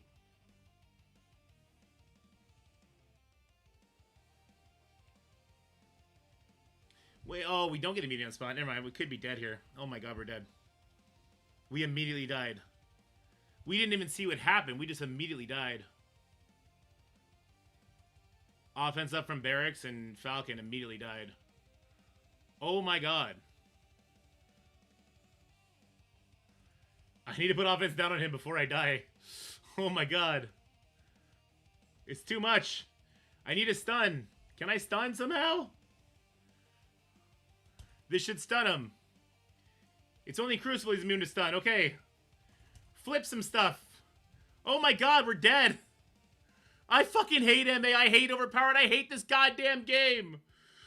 I fucking hate this game. No, Elandra! You fucking bitch! Fuck you, bitch! Oh, I hate this game so goddamn much. Oh my god. Oh my god! Does this team not spawn with immunity? Am I crazy? Who stops immunity here? Ban every single Outlaws member in chat right now. Mods, ban them all. Outlaws, 33, ban. CMD Warriors, ban. Ban both of these fucks, mods. Right now. MA is fucking garbage. I'm just kidding. I'm not banning you, just for the video. Havoc stops immunity? Okay. Well, this I didn't know. GG, I guess.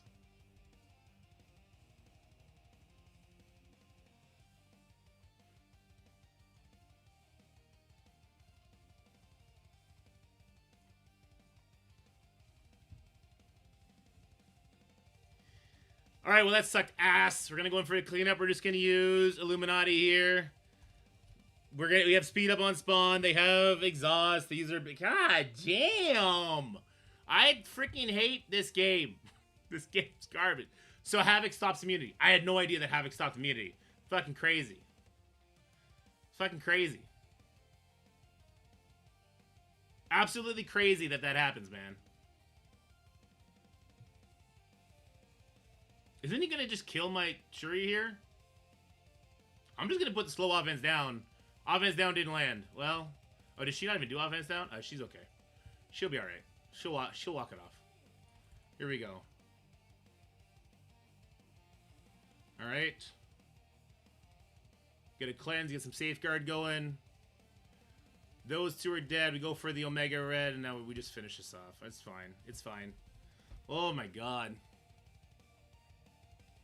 I'm bad. Oh my god, am I ever bad? Can we get a real ban on Jumpy?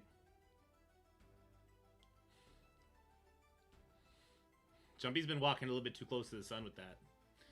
Did Phoenix do her ultimate, but then realized that this guy had Disrupt and couldn't do anything about it? Nerd.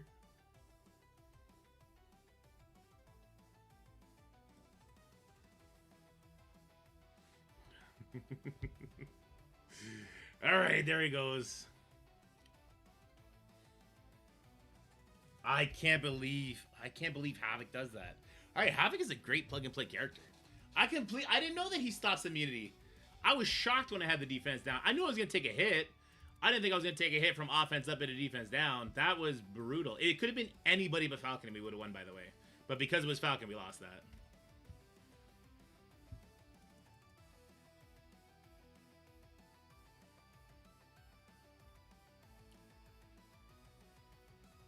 God, that sucked. Oh my god, I'm so bad. I need to learn kits.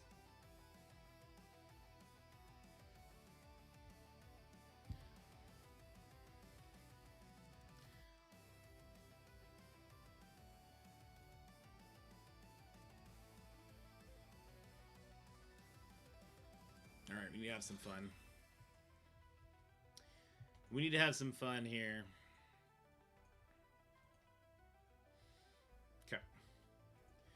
All right.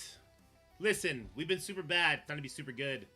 We're going to go ahead in here. We're going to tackle this absolute A4 Dormammu endgame Thanos team. We're going to be using our Secret Warriors with Black Cat. We've done this matchup many, hundreds of times in practice. About twice in Lab 4. So, here we go. Here we go. Don't fail me now. I already have 2 losses on my record here.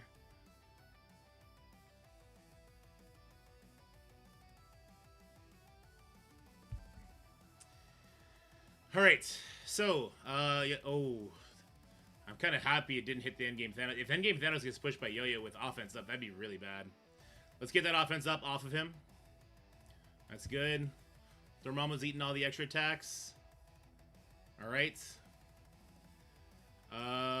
We do not use the Black Cat stun. We're going to save that for a rainy day. The revive here is super helpful.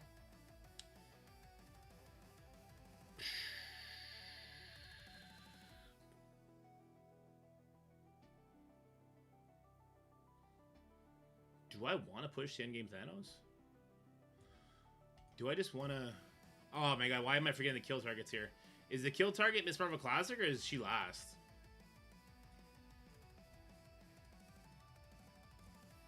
I feel like she's last. Let's go here, I guess.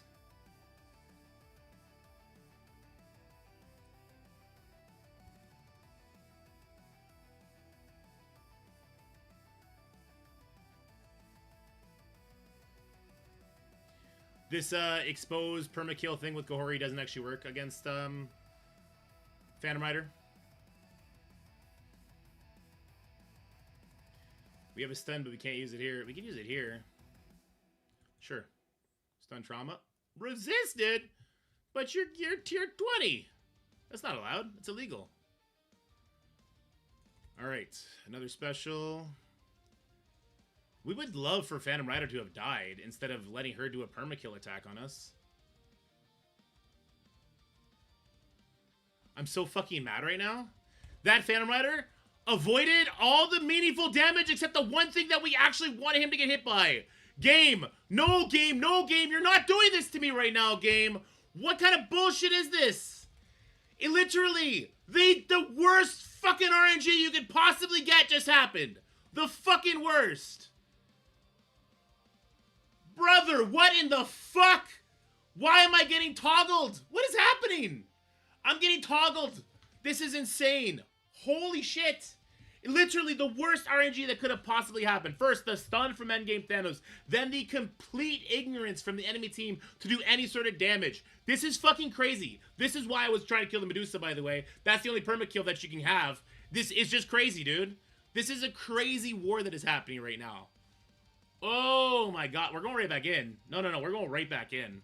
That was so stupid. I guess we should have just basicked the Medusa. I don't know. Because the girl dropped her charges. She was going to clear it all anyway. This is crazy, dude.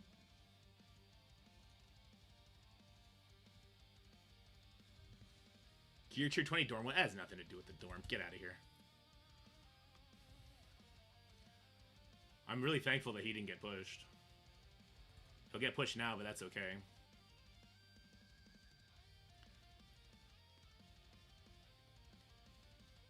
I hope that kills. God, I should not have gear tier 20. Is this going to be the kind of thing where we should not have gear tier 20 some of these characters? It might be.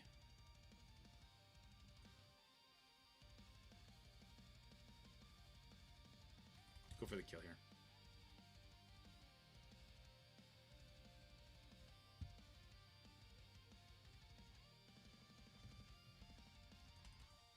Come on, Dorm. Get out of here.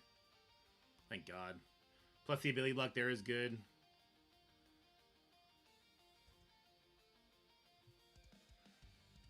She's gonna kill me again.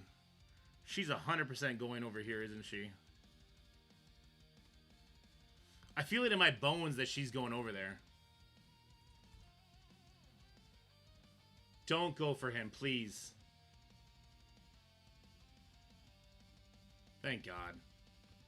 Kind of. We are definitely in trouble. This will remove the immunity before it does the stun. We don't have enough members to stun multiple people, though. So we have to kill her now. If we don't kill her, it's a loss. She's also a problem. This takes off buffs, right? Clear all positive effects. Yeah, we're in trouble. We're in big boy trouble right now.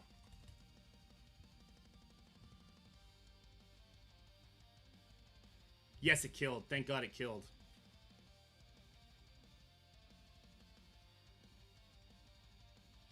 We need to kill her now.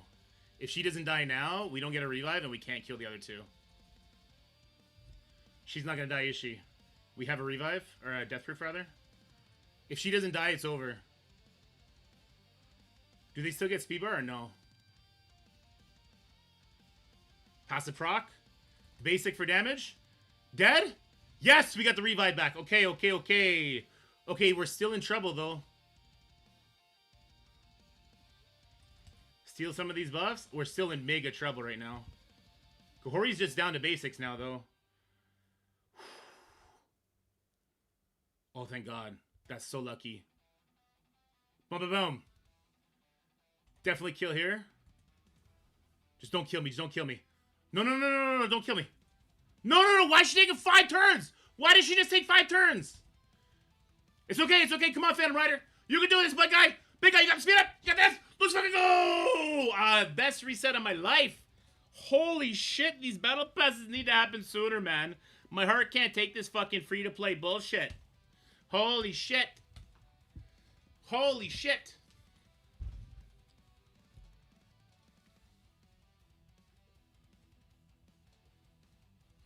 I love people say War never gets defense teams. Yeah, absolutely versus 100% a War defense team.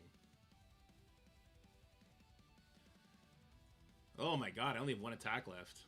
I'm gonna make it a super team, I guess. What kind of super team can I put together?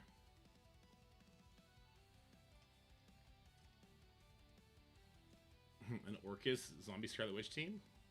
Oh, I could use Full Undying. Full Undying is going to be the move here. Just against who is the question? Maybe here? I can't believe I have so many losses. God damn.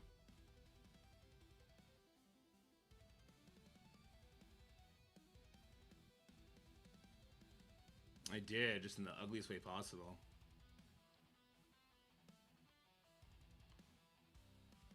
He's a problem.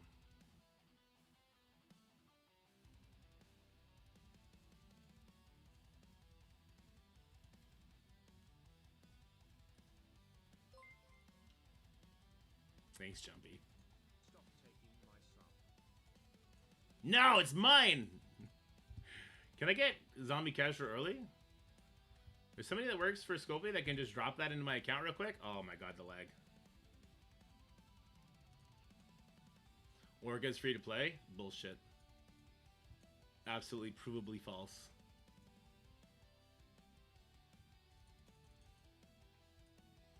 MA will beat Havoc team. Can confirm. This is true. Is Havoc just going to kill him on one counterattack? That would be really bad. I don't think it would be the end of the world, though.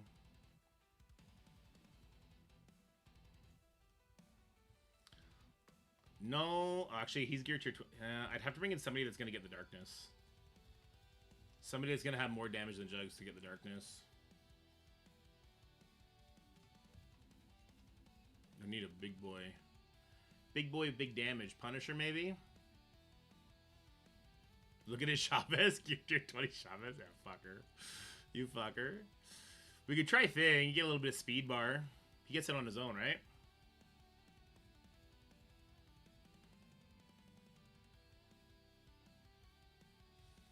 Storm can help with the slows. She would definitely have higher damage.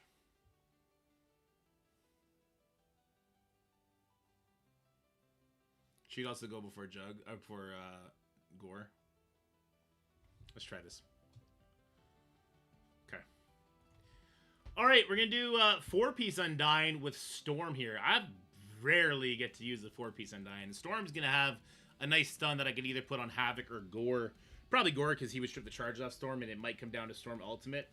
But I do think this Havoc is still going to one-shot my Juggernaut on the Retaliation. And he will retaliate. We'll at least steal the offense up with Juggernaut if Juggernaut doesn't get resisted.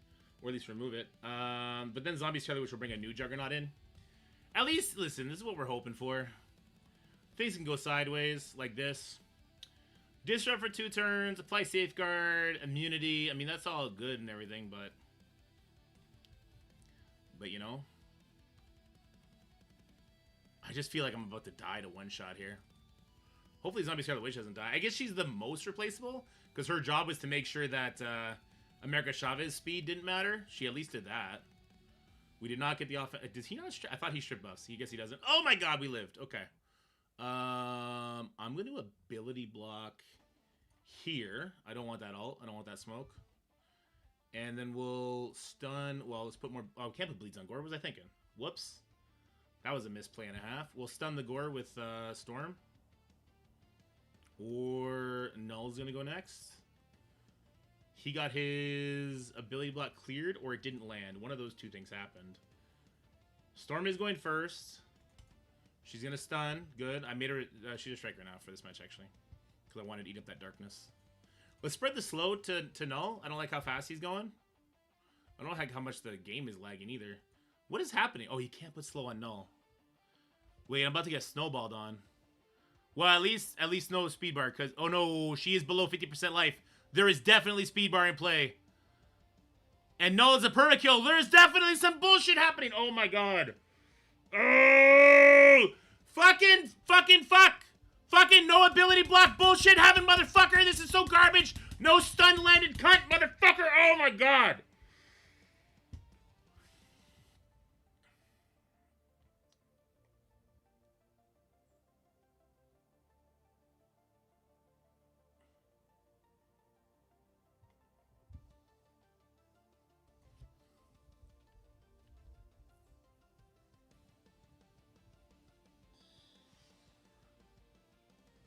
Oh, it's been a bad war.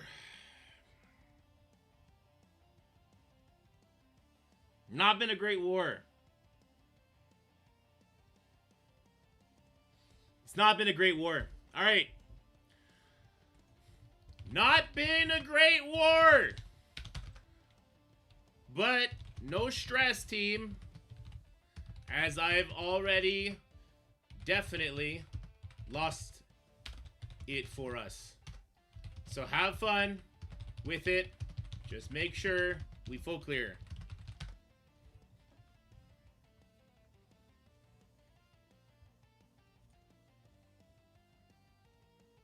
God damn.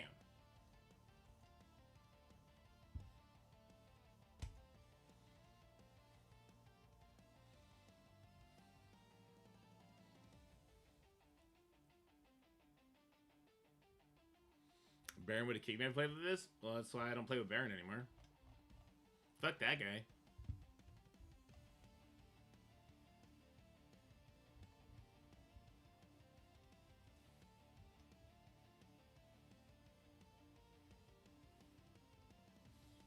Boy, this sucks butthole.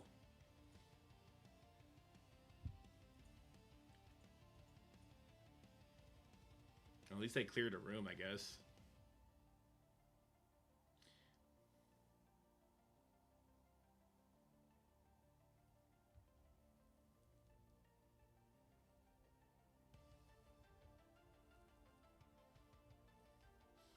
Alvar did it right. Alvar does a really good job being early.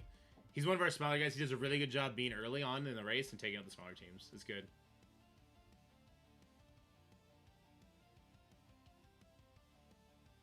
Reese is doing the damn thing. Crow's doing good. Okay, so just everybody but me doing good. Roger that. That makes me happy, actually. Alright. I want to do that video. Not the word video. We're just not going to put that up. I don't put it up when I'm doing bad. Fuck that. I only show the good stuff. No. We will put that video up. But I actually want to talk about... I want to do a video on the war stuff as well as the player's voice notes. And then we'll actually have something to do at 2 o'clock as well. Yeah. Oh shit, it's already 1 o'clock. Oh, God, war takes so goddamn long. War takes so goddamn long. Okay. So, let's make sure. We definitely want to have this up. Okay, and we have the notepad to break it down for peeps. So this is this page. This is the notepad. Let me scroll this out a little bit.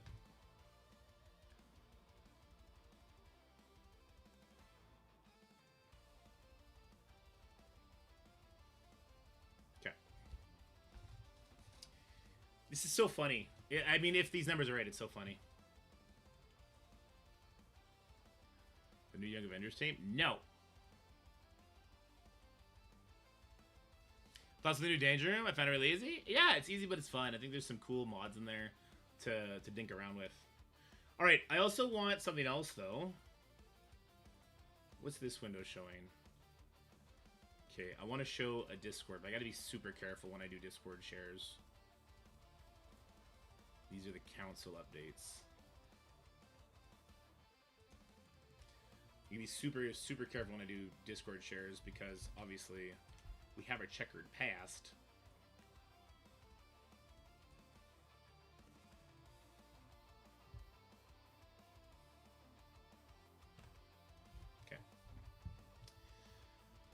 I immediately almost went to a tab I can't go to because I wanted to check something. I almost immediately went to a tab that I cannot go to. So we're gonna get through this fast, okay? So we got the meeting notes from the player's voice to go over, as well as the raid stuff, and then we go in game as well. I think we're gonna start with the notes from the meetings. I think that's super interesting, and then we'll do the other stuff. Bring back hard scourges. I mean, this was a hard scourge. I think they could have went the extra mile though. I think they could have had like even you do special get ability block, all that kind of stuff. Notes that are under NDA. It says right there. Are under NDA. I mean, they wrote it. I don't know what to say. Please note, all discussions seen Scopely and the player counts are on the NDA, so topics are private and confidential. Yeah, but they put it out. So, what? I don't know. It's out there. Your pet's not checking up. You don't have any plumbing companies sponsoring the stream? All right, so we do have this. We're going to start here. Then we come here. Hey, Annihilation 2 is coming. We talk about, like, this gets so fucking funny and what it might mean coming to the game. But, yeah. All right, cool. They cannot elaborate details, but summary was allowed is all that means. Yeah. So, and I think I'm going to be able to elaborate on a lot of this pretty soon, too. But I think it's interesting just to give everyone the heads up on this because it's pretty big stuff. Pretty big stuff. All right, let's do this. 3, 2, 1. How's it going, everybody? We have a really, really big video, actually. Lots of news coming out of the Players' Voice Council, as well as some raid math that does not bode well for having to gear tier 20 certain characters. I mean, it might bode well for you. You're going to have to stay tuned to find out what I'm talking about. But let's start with the Players' Voice stuff, because these are some pretty big bombs that were dropped. In the spirit of ongoing transparency, the Players' Voice Council wants to share what we are able to from weekly meetings that transpire within Scopely representatives. Below is a brief summary. September 22nd, meeting with RJ. Players' Voice Council met with MSF General Manager Ryan Jacobson today to discuss a number of topics. The following is a summary of that discussion.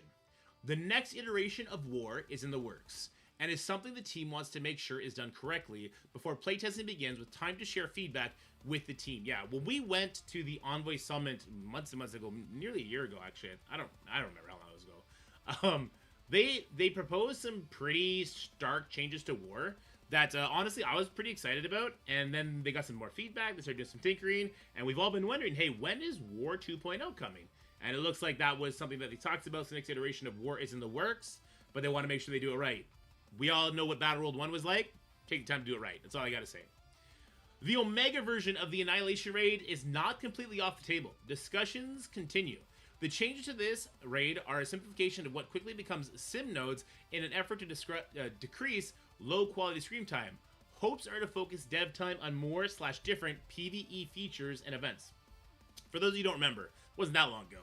Omega raids, instead of getting node rewards, you get completion rewards when your alliance does certain percentages within a raid. The Omega raid proposed for the Annihilation was going to be at 90%. You get the biggest completion, right? There's been a couple of changes that would really impact the introduction of the Omega raid. Specifically, they already talked about there's going to be bonus nodes for Annihilation Raids 2, which is something we're going to talk about today. I already have it pulled up. Annihilation Raids 2 is something we're going to have to talk about. If those nodes are truly bonus, then I guess it won't matter.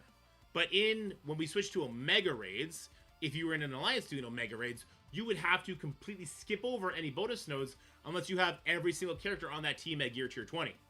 So this would be a huge implication when it comes to that. And when we go through some of the math on the node rewards for these new raids, it's going to be pretty surprising. And I think it does have some pretty big implications, which again, we're going to get into when we talk about that. But let's continue on with these notes for now. That's going to be the other half of this video.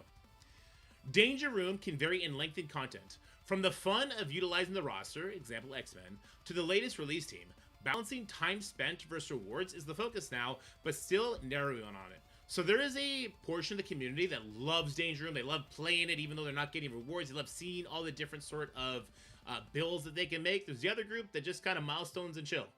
I'm kind of in that second category. I like Danger Room, but not enough to spend an entire day playing it on stream. Bendable Straws would be who I recommend you go watch if you are a Danger Room fan. He loves that mode, and he plays it for, I don't know, 50 hours a day. Sounds like that doesn't make sense, but I never see him not streaming. So once you start stream, the day doesn't actually end until you hit that end stream button. But yeah, Danger Room, I feel like there does need to be some changes to make it a little bit more interesting. For a lot of the player base, it actually comes down to rewards. If I can get the maximum resource rewards very quickly, then I'm not super interested in the mode thereafter. I'm not sure if that's something that they want to change at all, though. So we'll see what the future Danger Room is. I really like the mode. I think the guys that made it are onto something special. I think a couple tweaks here and there to make the leaderboard a little bit more manipulatable in a good way, so that you can manipulate the gameplay to make yourself have a higher score. I think that would be necessary for me to be more interested in kind of hunting those luxury cosmetic items, but we'll see what Danger Room has in store for it. Sentry will join Battleworld with some quality of life improvements soon, but the Null battle may not be totally in the past. The team is working on how to distribute Null shards when Sentry launches, and does not want players to miss the opportunity to battle the King in Black in the future. More information to come. So it sounds like instead of them just putting Null on a node, they may want players to be fighting Null still in some capacity, so we'll have to wait and see what that's going to be like. Cosmic Crucible has had some critical issues that should be fixed soon in a client update. Yeah, so the perma-damage that Professor X and characters like Mephisto do, right? Like, if you use Mephisto's Empower Basic on a character, they go from 100% life to 1% life, because he can't actually 100% kill somebody with it. It's really awkward.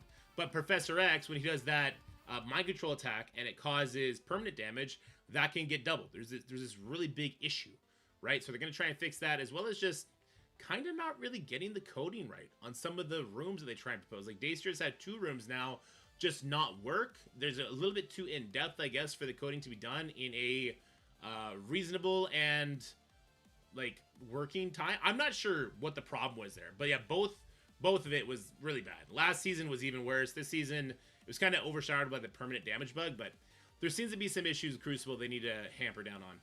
Competitive CC enjoyers have recently shared negative feedback on the scoring and continue to note that U32 should not count towards league status.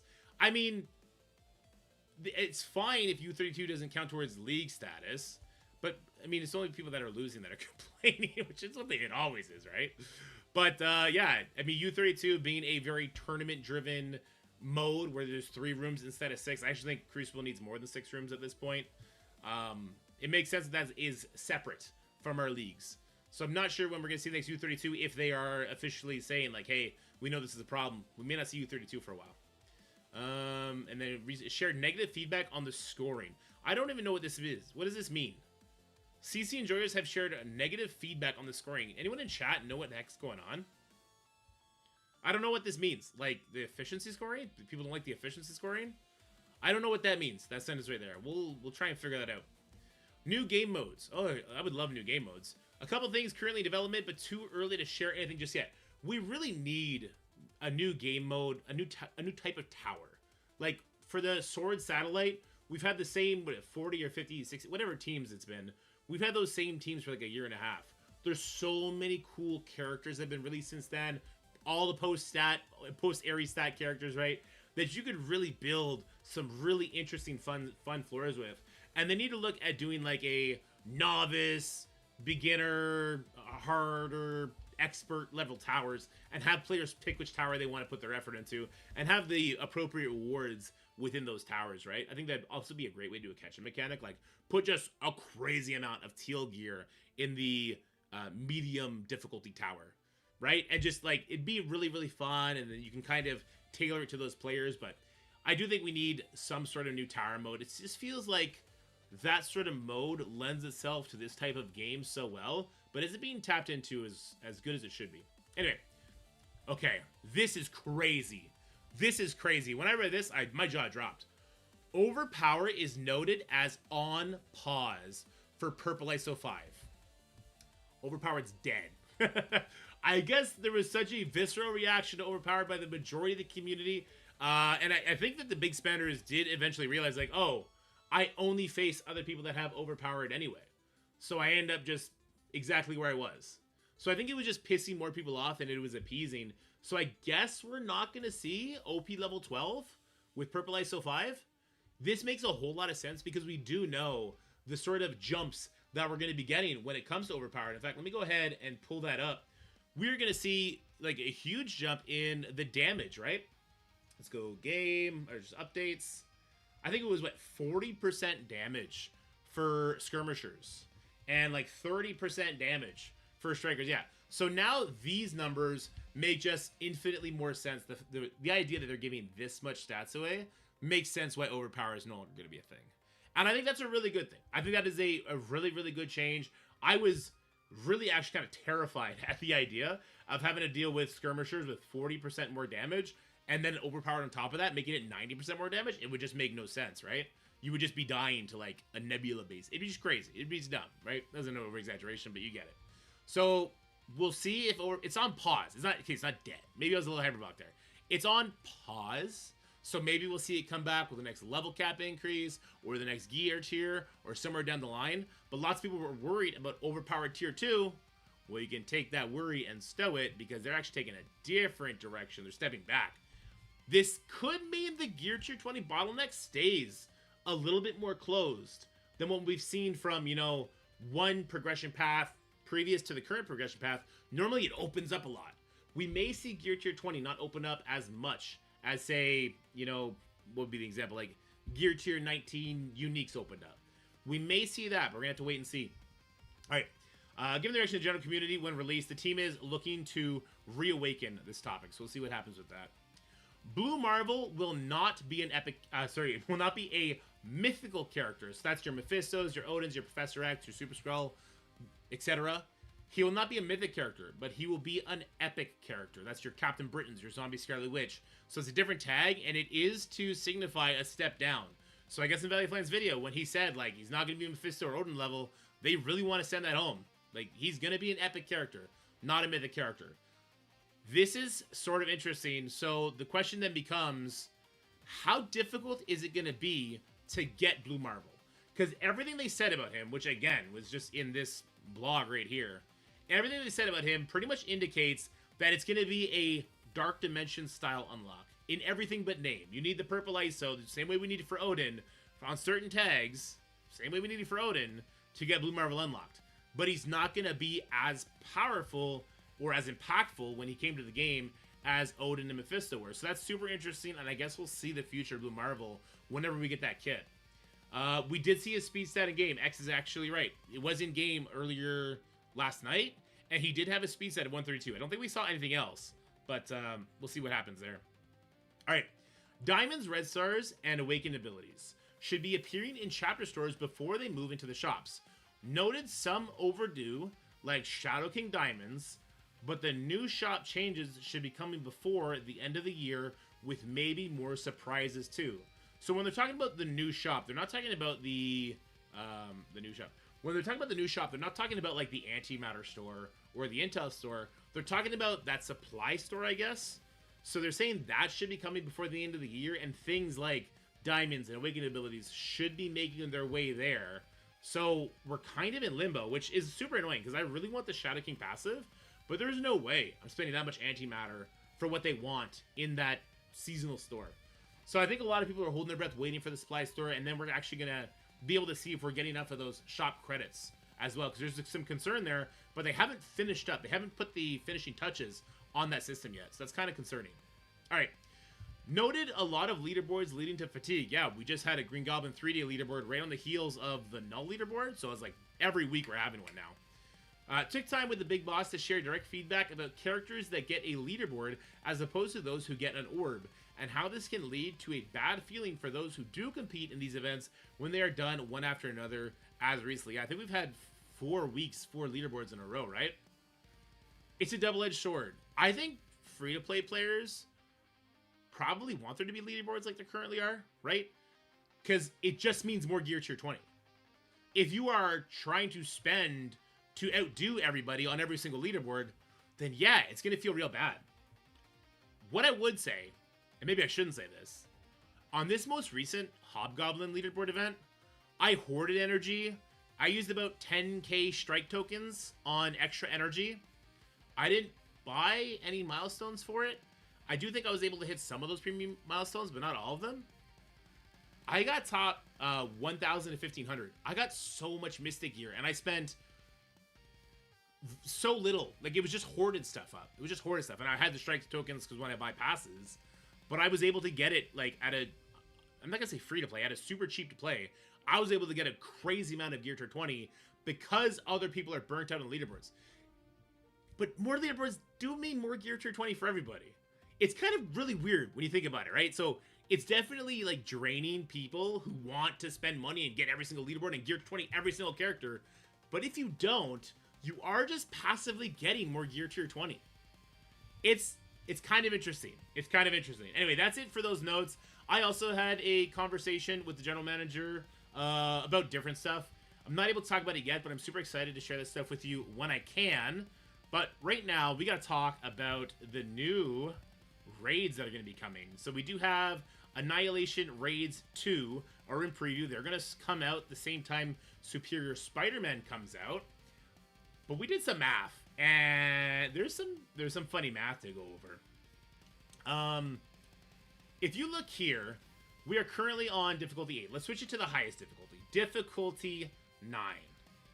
Difficulty 9, the bonus rewards, we're just going to look at Gear Tier 20, because this is going to be a conversation about, is it worth it to put Gear Tier 20 on your Insidious 6 characters and your Hellfire characters that you don't want to put it on? Because you do need to have Gear Tier 20 to do these extra bonus nodes when this new raid launches, okay? So, 430 Armory 20 Orb Fragments for difficulty 9, and on difficulty 8, it's going to be 345. And just so that we're all on the same page, let me make sure that I actually have the right info for you guys here. Let's go back to updates. And I do believe it was here where we were talked about Annihilation Raids 2. Yeah. So, where's the bonus difficulties? Here you go. We've also converted 2 of the nodes into bonus nodes, which required the latest teams at all difficulties with additional scaling gear tier requirements based on the difficulty up to gear tier 20 on difficulty 9. It doesn't say it's going to be gear tier 19 on difficulty 8. That's just sort of the assumption I'm making right now. So my assumption is that gear tier 20 is going to unlock difficulty 9 on these bonus nodes. With gear tier 19, you'll be able to do difficulty 8, no problem. So, with a little bit of napkin math, and I know Scotty's cringing somewhere at my napkin math, but here it is. This is what you can expect as a reward for putting Gear Tier 20 on your Emma, if you don't like her. On your Madeline, she's such a bad character, but she only costs 2. On your Shocker, right? Maybe you don't want to put it all into Shocker, but maybe the other characters feel better. Or maybe you just don't want to put Gear 20 on any of those characters, because they're okay in War, they're okay in Crucible, but maybe you want to save it for very specific game modes that you would prefer. Difficulty 9 at 430 orb frags per day. Difficulty 8 at 345. That means your net difference in Gear Tier 20 orb fragments, if you were to drop down from difficulty 9 and just do difficulty 8 instead, is 85 frags per day per bonus node that you don't do, okay? At 2,000 orb fragments per orb, that means we're going to be dividing that total orb frags needed by what we get daily, and that's going to give you 24 days per orb. Now, generally, we talked about Madeline only needing 2 pieces. Emma needs 4. I think Shocker is 3, if I'm not mistaken. We're going to use the 150 total, because generally, characters need 3 Gear Tier 20 pieces, 25, 25, it goes up to 150. So, generally, a character needs 150 Gear Tier 20 pieces. There's 4 Gear Tier 20 pieces per orb. So, in order to get 150 Gear Tier 20 pieces, you are going to need 37.5 orbs. If it takes 24 days to get an orb, and we need 37.5 orbs, it's going to take 900 days to get that 150 Gear Tier 20 pieces to make up for that investment that you put on a given character to make sure they're Gear Tier 20. Do you think the Insidious 6 or the Hellfire Club are going to be needed in 900 days for that bonus node? I don't think so. 899 days because we have extra keys? Sure, Jumpy, sure. Derail the video, why don't you? My point is this. And it's a very, very clear point, and maybe it'll actually lead to something exciting. There is no reason to put Gear Tier 20 on your Emma, or on your Madeline, or on your Shocker, because we can do this, right? I did difficulty 9 all the way up to here, and I could just drop it down to difficulty 8 now if I want. And yeah, I get a little bit less Gear Tier 20 orb fragments. But I'm not going to be stuck on these bonus nodes for 900 days. So why bother? You'll be gear tier 20 in some of your team anyway. The only gear tier 20 that matters is the people who don't want to gear tier 20. But that's my point, Steven. This math... Okay, hold on. Just put this into perspective, guys. This math is for one character, okay? When you start looking at... You don't want to do Madeline or Emma? Well, now that's 6 pieces between the two of them. That's 300 gear tier 20. That's going to take, was that 73 days instead? 1,800 days? So if you, that's going to be the difference if you want to gear tier 20 both of them. All right? So yeah, it's just totally not worth it because under the current raid structure, I can do difficulty 9 all the way up to the bonus nodes. When I get to the bonus node, I can drop it down to difficulty 8, get back to the boss zone, bring it back up to difficulty 9, do my sim, because that's what it's meant for, and that's it. And we're done. And by the way, never use sim with the Hellfire Club team. They're really bad. So, isn't it 75 pieces, not 150 for 3 gear to 20? No, it's 75 pieces of each mini-unique, right? You double that. So what I'm saying, unless they change the seasonal leaderboards, it makes 0 sense to care about doing these bonus nodes. Or if the Omega raids come back. If the Omega raids come back, you can no longer drop down your difficulty. So if the Omega raids come back, and your alliance is like, we're doing difficulty 9, guys, because that's going to give the people who do this so much more gear to 20. Because then the math changes completely, right? If that's the case, instead of it being a differential of, 85 gear to 20 pieces a day, it would be a differential of 430 armory 20 orb fragments per day. 5 days for 1 orb. So, if Omega raids come back and your alliance wants to do difficulty 9, then you're forced to put everyone at gear tier 20. That's going to feel real bad, or you're going to miss out on that many armory 20 orb fragments, which will, man, maybe that still won't be worth it, actually. We'd have to do the math on that, but it would feel a lot better. My point is this, and we're just going to end it here. Don't be stressed about putting gear tier 20 on Madeline, Shocker, Emma. Maybe you don't want to put it on Sebastian Shaw. Don't be stressed about that unless we see significant changes to this leaderboard. Even if the Omega raids lock you out of those bonus nodes, I still think just the time frame it takes to actually get that much gear tier 20 on a character would probably mean you would still just skip those. Anyway, you guys are the best. Hope you enjoyed this video. Let me know what you guys think about the player's voice stuff and the math differential on gear to 20 in your characters and not gear to 20 in your characters. And I'll see you guys in the next video. Bye for now. This is just economic drop for everybody? What do you mean? Are the gear to 20 requirements only going to be on the bonus nodes? Yes. They are only going to be on the bonus nodes. At least that's what this says. Let's convert 2 nodes into bonus nodes. So there's no period here, which require the latest team's difficulties with additional scaling gear requirements. So there's no period here, which means it's just for these 2 nodes. Oh, you can't see it. My bad. See? We've also converted 2 nodes into bonus nodes. And then all the information that precedes this is all part of the same train of thought. Or at least that's how English works. So that should be the case. Anyway, you want me to post that video? Was that good? I got really ranty there, but was that okay?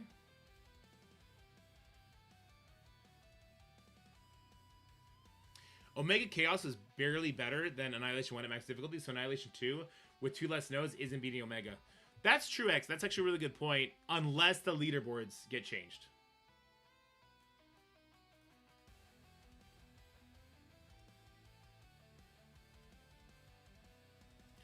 Do I just need to redo the raid segment? Make raids yet against this guy?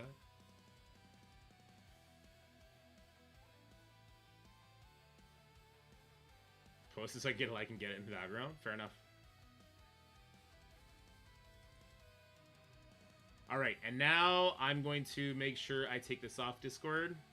I'll put it on DaVinci Resolve, whatever, just so you guys don't see it. Perfect. Because I got pinged. And I want to go see what the ping was.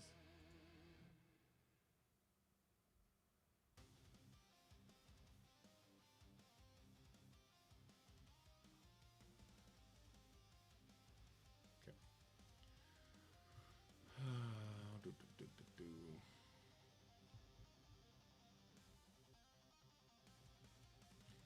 I feel like the raid segment educates people who don't pay attention to things. Okay.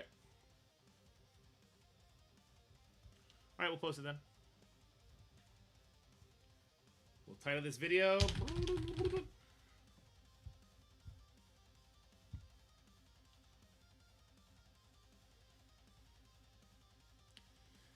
Having 2 videos come out at 2 o'clock, well, 2:30 is not great though.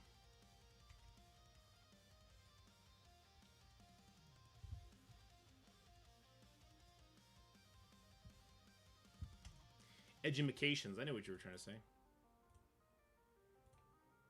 Hey, X, did you play Fellowship at all? We should have been grouping up.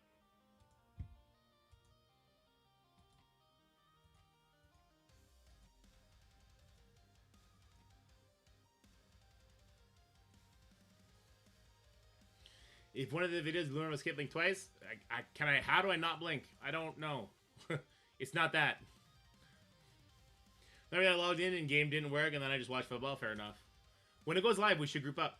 Me, you, Scotty. We'll find a fourth.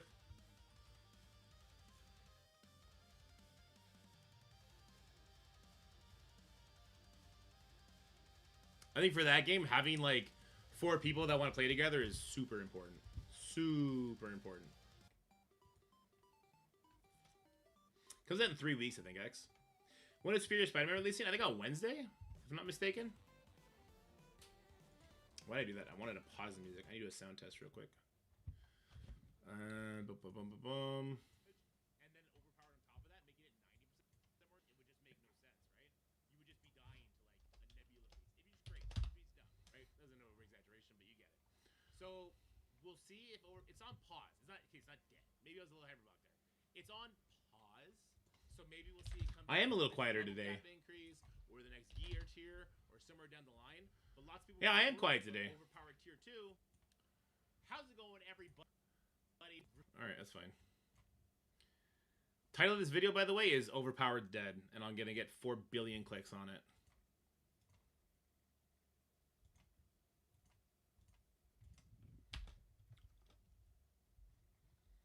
Scotty's an ad break.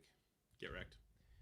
I didn't even know that my YouTube live streams had ad breaks. That's crazy. I actually had no idea.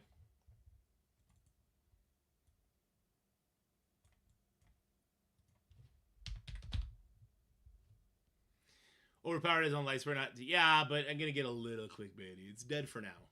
I'll put for now in small words. How about that? Overpowered dead. Little words for now. You're the only streamer to have to max volume on both Twitch and my PC. I don't know why. Like the microphone's here. The microphone, everything's turned fine. It's weird. Well, it's because of the gain. Actually, no, I know it's because of the gain. I can fuck with the gain, but then when my kids come home, it's gonna go crazy. Like I'm probably a lot louder now. If I hit my microphone, I mean, you guys know how hard I hit my keyboard. Like it's gonna go crazy. I need to turn it back down. I ain't turn it back down. It's too much. Okay, shut up, Scotty. Don't you fucking put that on me. Don't you fucking put that on me. Difficulty 8 at 340. Scotty wasn't even here to do the math.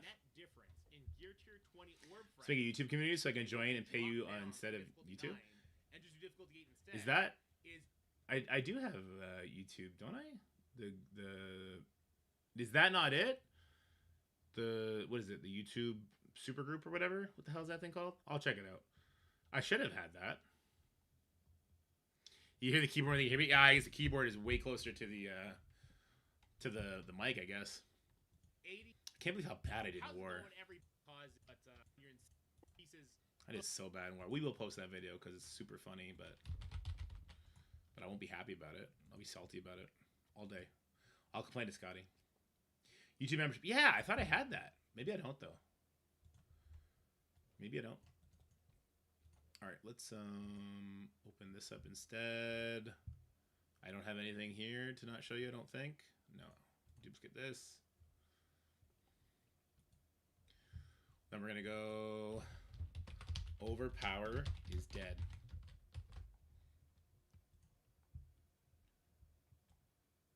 Make it a bit smaller. I do want it to take up. Okay, yeah, that's a nice big size. And then we'll go kind of, sort of.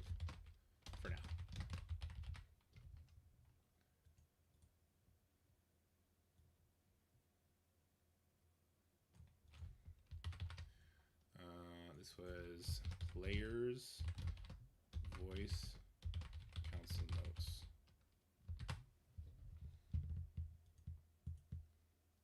Okay.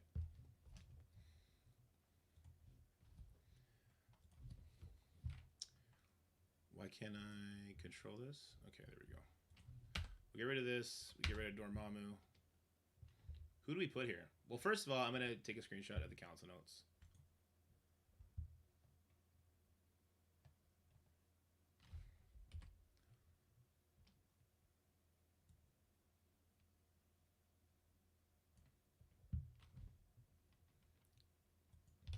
Post this here.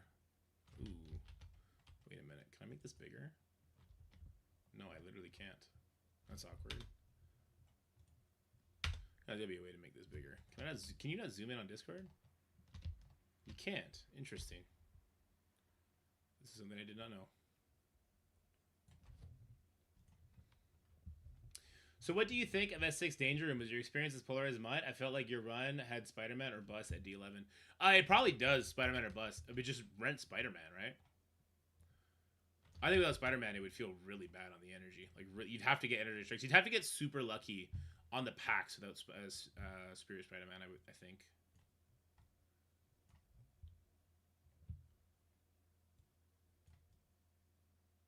I just wanted to cover everything. Hold on.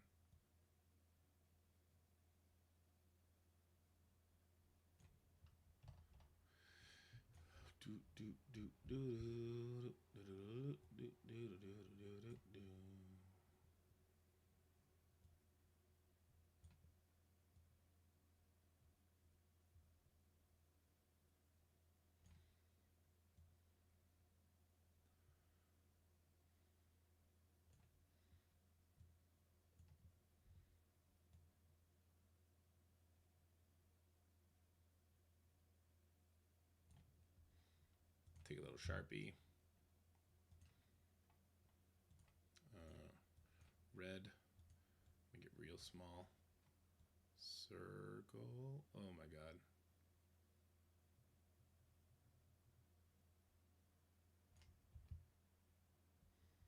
Get wrecked. All right.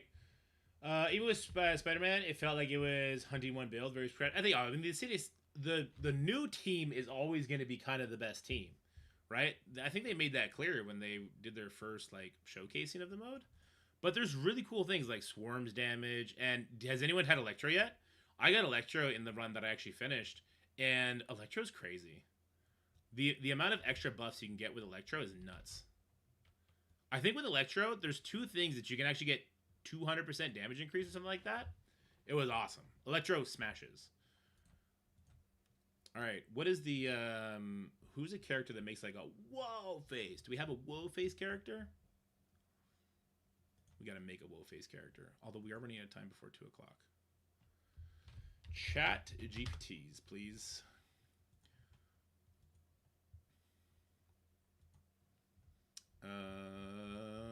Phoenix, maybe?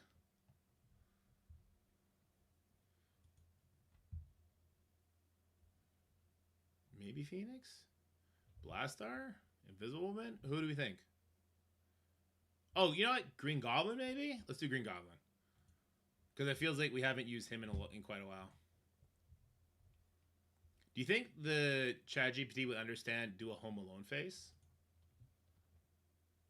Squirrel Girl? Maybe do Squirrel Girl. She might be a very recognizable character, though. ChatGPT might say no to that. Squirrel Girl. Okay. Make this image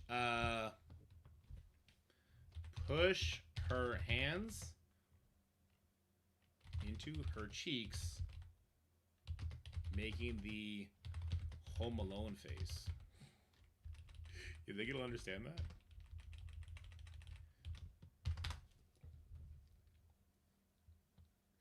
D1 felt kind of bad. Mephisto was just eating people if he went for it. Mephisto feels bad, yeah.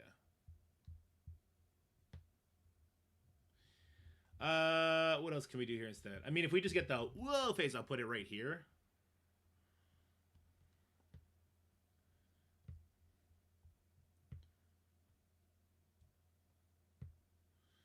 Actually, I kind of want to do like this too. Excuse me.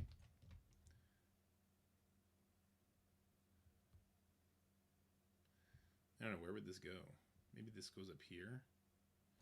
And then overpowered. This comes down a bit. Oops.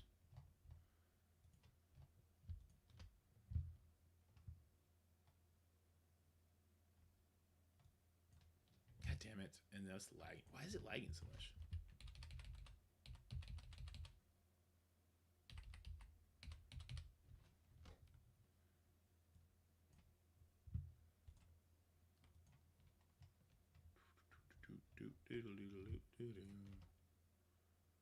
Yeah, it's fine for me to be hidden behind there. Blue Marvel, not mythic.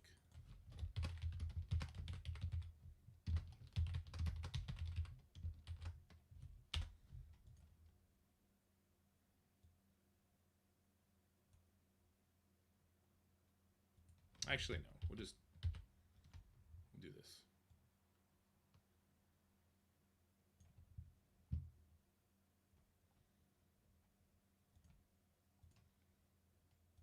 Let's go red. We'll just circle not mythic.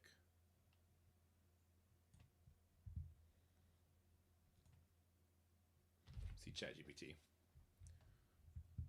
Oh, it's perfect. Actually perfect. What?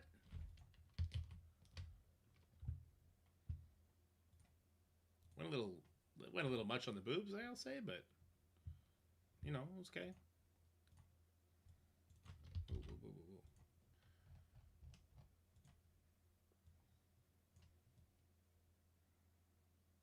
Her tail. Maybe like this.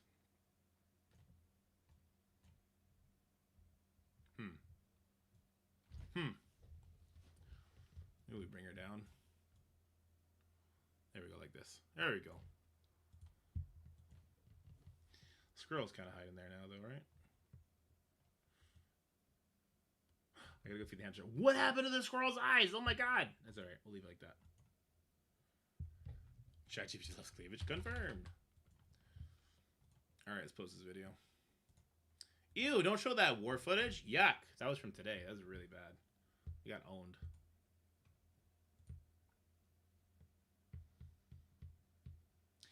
Oh, we play music again.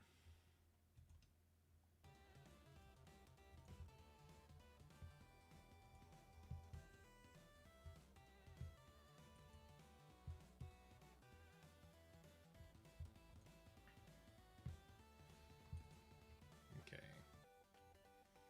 Sure, we use all that. Let's go. Overpower. It's one word, right? Overpower dead. Raid. Rewards not worth. Gear 20. Blue Marvel not mythic.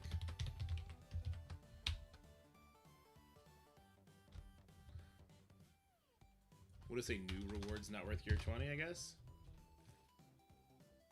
Well, I want to. Okay, I'm gonna label this properly. Overpower dead. I should put one question mark, I guess, right? A little economical there. New rewards, not worth gear 20. Blue Marvel, not mythic. Alright, I think it's good enough.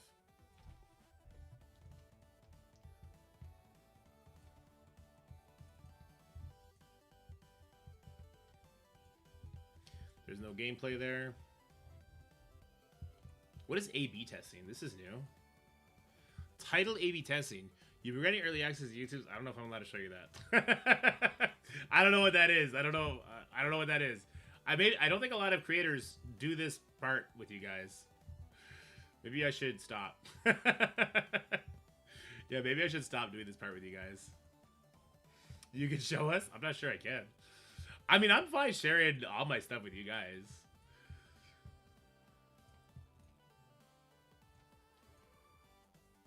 I'm fine sharing everything with you, like, so everyone kind of see behind the scenes of what, like, YouTube work life is like. I'm fine with sharing that. Yeah. Without leaderboard raids, just don't make sense if leaderboard gets value and things change. Yeah. That is the only way. Inappropriate. I definitely swore a lot, right? Or maybe I didn't. Maybe I only swear for the war stuff. I forget. Did I get all the swearing out? Leak the YouTube password? Rip? Man. Leak the YouTube password. Rip, yeah. Exact.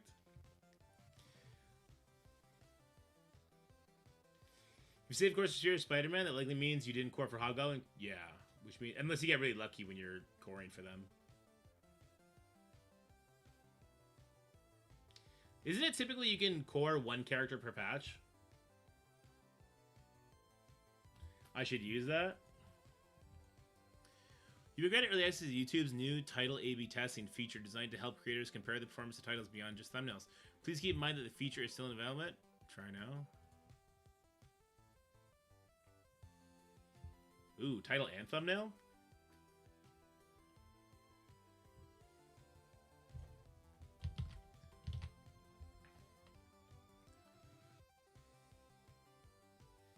God, do I want to get really censorious with this?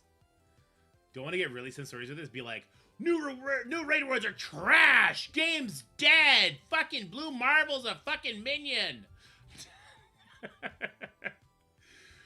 Oh, yeah, it looks like it is just that. Clickability, yeah.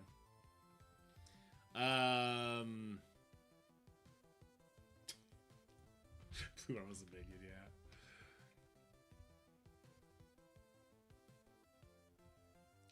Dare you call Blue Marvel a minion?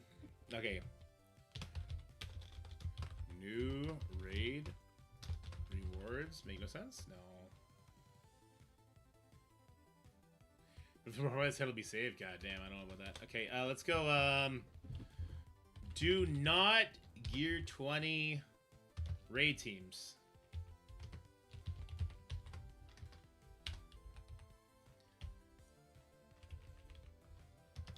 No more overpower.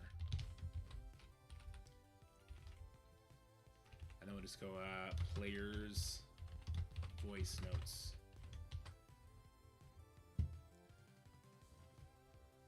For thumbnail? What would I do for thumbnail? Title and thumbnail. What would I change for the thumbnail?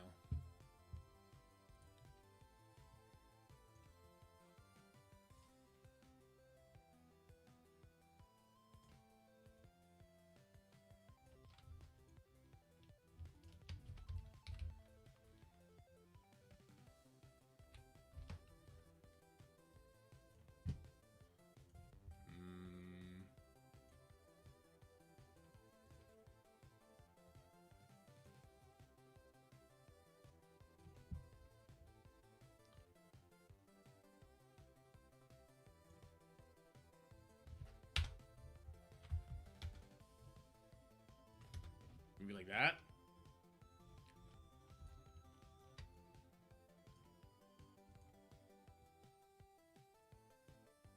Oh my god, this scroll is so freaky.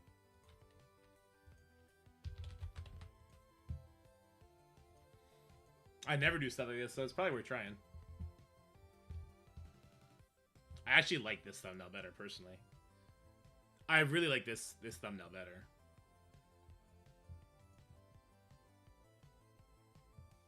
I don't know if I like the title better, though. Oh, what's happening? Did I break everything? Oh, no, there's just two different options. Okay. Checks are checking. Okay. You like red circles? I think some people like red circles, too. But I feel like there's just too much going on in that one. Could be wrong. Could very well be wrong. Did I do everything else there? It's just checking. No issues found. 19 minutes left on that. Okay. Alright, so that video is ready to go at least. I did not do my store yet for the day. So we can do that.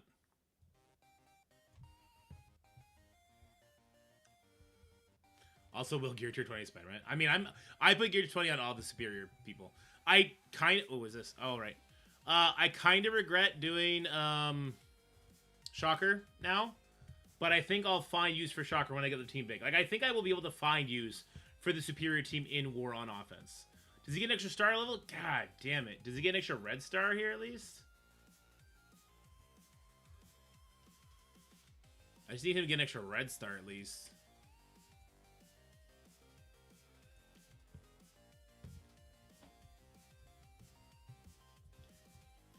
What do we mean with old people being dead? They did a player's voice meeting, and they said Purple ISO is not going to be affecting Overpowered. Or rather, Overpowered is on pause, and Purple ISO. Something to that effect. Let's collect all this. Cool. 59K, let's go! Bought the first pass in the episode, sir. Hopefully there's a catch-up offer to fix the goof. There might be Unspeakable, but you should reach out to me with your player ID.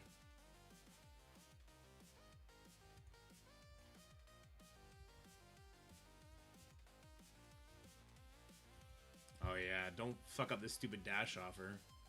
I just did Gear 20 on Emma. I don't think I'll do Madeline now. There seems like no world where I would do Madeline now. It will be annoying to have to jump up and down difficulties over and over and over again, though. Yes! He's got that 3rd red star! Woohoo! Yay! Frick yeah! Wait, watch it, like, D-level my characters. That'd be fun. Takes Gear Tier 20 off of all of them. I like how the horse stands in the back there. Okay, they still have Gear Tier 20, good.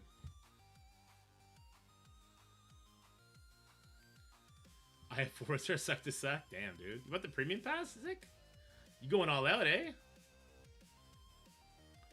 What's where's my red dot coming from right now?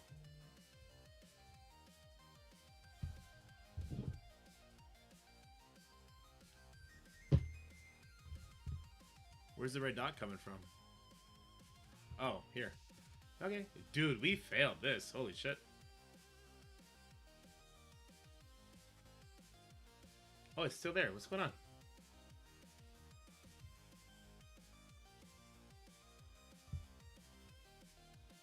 Oh, I don't know if I want to do this or not. Whatever. It's just saving energy did just auto-win me that goddamn Hobgoblin thing because no one else did it. I mean, that was pretty cool. Although I was doing this leading up to the Hobgoblin event. You just gotta do it 3 times to get it.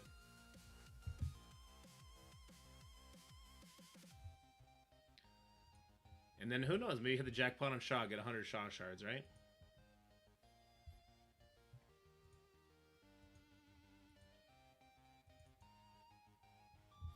Do that every day, yeah. What can I say? I'm a sucker for gambling on these orbs. What's this? Where did we get this from? 219. Okay. I'm not a hoarder. Yeah, that's the healthier way to play the game, I think. 0 Shaw shards feels good. And 0 Rachel shards feels good. 4 is 8. I already have the 2 diamond and no yellow drops. Wow, look at that. It was great. Gotta love those orbs. 1,000,000 gold! Let's go! Oh. Oh, purple. Or red star. Oh, wait. Crucible ended, right? Okay, let's go. Boom! Hobgoblin. Boom! Hobgoblin. Oh, it doesn't matter now. It was Hobgoblin, though. We did not get paid out for this yet, right? Because I think I got 2 diamonds coming my way. Oh, well. We'll get the duplicate payout.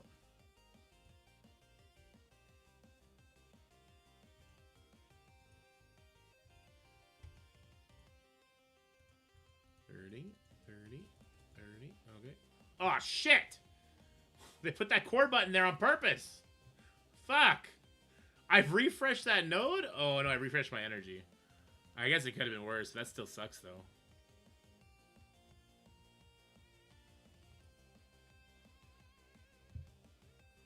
Like the Alliance event this week? It's so weird that they didn't include Scorpion and... Or not Scorpion, Vulture and Shocker in there. Yeah, we need this. We definitely need this now. Now that I just did frickin'... what's her face? Ancient one. I don't think there's anything here I need. I'm kind of just waiting for Shadow King. I really want Shadow King diamonds. Oh, I wish they were good. I really wish they were good. When does Satana go to the store? Probably Thursday, right? Or Wednesday? I got top 2500 with just Gear 220 Hobgoblin. I had Gear 20 Hobgoblin too. I think that helped me out a lot. Oh, the red dot is killing me. Hold on. That red dot is killing me. Alright. Checks complete. No issues found. Probably not the best time to post this video right before that stuff happens at 2 o'clock, but whatever. Let's just get a video out. Get a video out for the day before I forget, because that's exactly what I am known to do.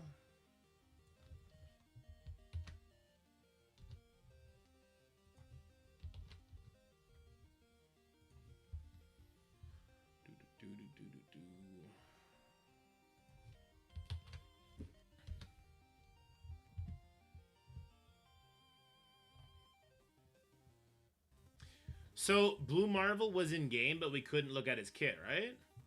Because I don't know what his kit is. What happens at 2 o'clock? Everything happens at 2 o'clock in Marvel Strike Force. 2 o'clock is like the witching hour for Marvel Strike Force. We can turn the music off too. It's public. Let's go my channel. We can see his speed. That was it, eh? Okay. All right. Well, at 2 o'clock, we have something to watch together, but I don't think I'll be here to watch the whole thing. Yeah. His kit isn't even in the data mines yet either. I checked. It was like when Xavier's in preview. Okay. Is he still there right now? Or was he taken out? He's still there. He looks cool.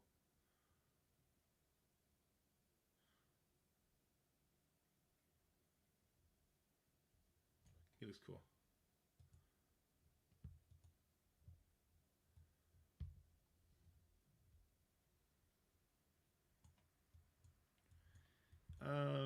Let's see. 936, 259.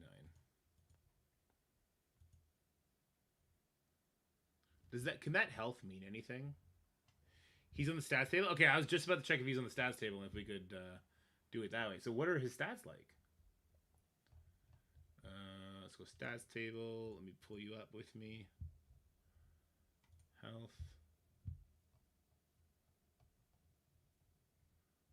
You promised me he's here? Oh. Oh, shit. 77. That's low. Is he just a crazy damage dealer at least? 7th. So he doesn't do as much damage as even Hobgoblin does. Armor. Oh, no. 48. It's pretty mid. Focus? Is he going to be a controller? No. I don't really care what his resist is. At was it 132? He's pretty fast, though.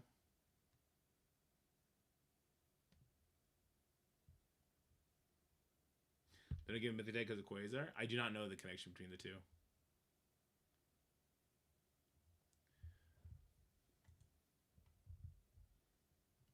A brilliant scientist turned living antimatter reactor, Adam Brashear channels cosmic energy to deliver devastating blows. As one of the Earth's most powerful champions, he brings unmatched resilience and can remove powerful effects from enemies in any battle. So he's going to have a buff decay. He'll have like a huge buff decay probably, right? That would be my assumption. A giant buff decay. It's kind of interesting, I guess, right?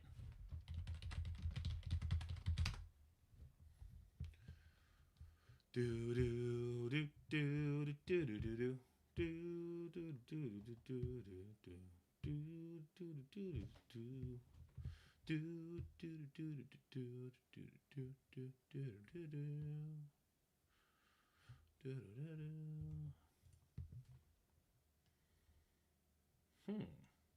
I'm just waiting for something. Something's got to pop soon.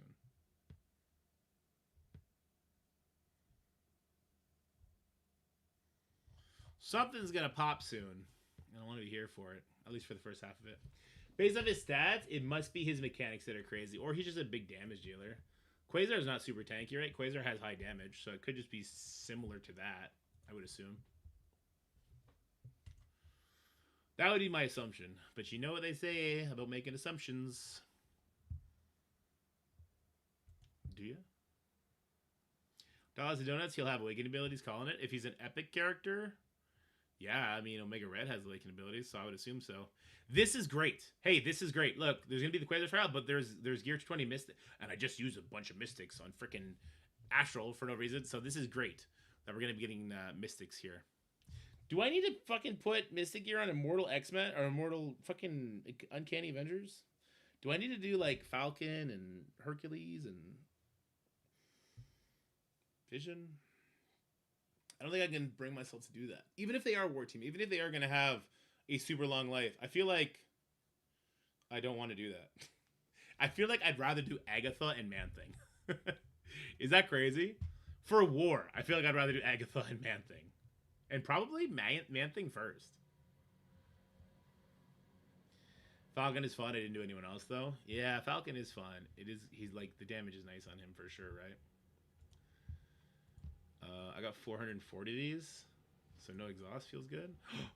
Wait, on clone city 600. That sounds great. Can I get that? Oh, I'd have to take both of these off. That seems worth it. Double vulture. So let's go. Ooh, Shocker might have a higher damage if I bring him though. Let's go vulture and Electro. Why not? This node is... why is this one of the opening nodes? I just quit when I see this node. I say, fuck this node. I say, fuck that node to death. I'm not doing it.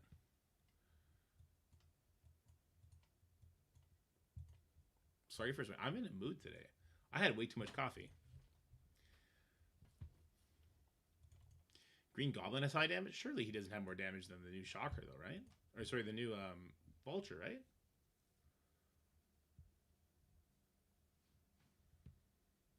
You can have double Vulture if you have Mysterio with his pact. Oh, maybe I should do Vulture Mysterio. Gear 20 Agatha. That is a good...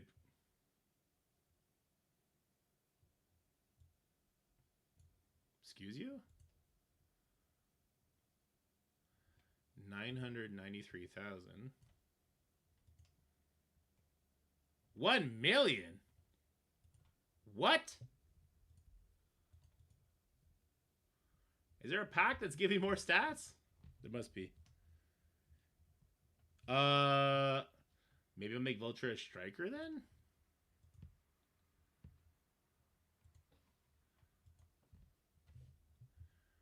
The first one, okay.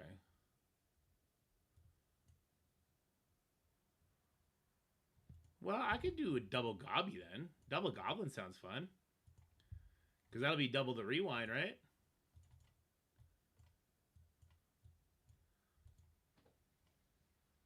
That scared me for a second. I thought that was super weird. Do do do do do do do do do.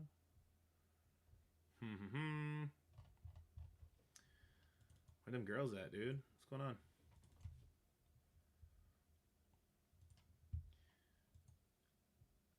And then yeah, I don't have to ult with him. I could just basic with him. Because we're gonna get a rewind, right? Oh, actually, it's a coin flip between Photon and Green Goblin, actually. Oops. Oopsies. Oopsies poopsies. Okay.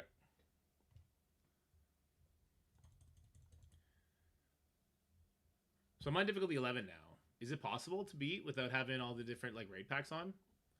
Do we need raid packs? Do raid packs hurt us? Oh, baby. Oh. Oh, this is better. I think this one's better, right? I think this one's better. In the long run, it'll be better. Because he'll give offense up, and I have a clone Green Goblin. Ooh. Ooh, Nelly. No. Almost 2 p.m. Almost 2 p.m. 3 minutes. Hope I have the right day. That doesn't give us offensive, though. No, that doesn't. This is... Oh, he has the awakened ability. The Green Goblin does. The clone. That's super interesting. Boom. Okay. For the raid pack can hurt you more than it benefits you if you haven't tried it yet. Yeah, I have not tried it yet. I beat D11 with 50s and speeding ticket. Oh, there you go. Yeah, Grievon clone goes crazy.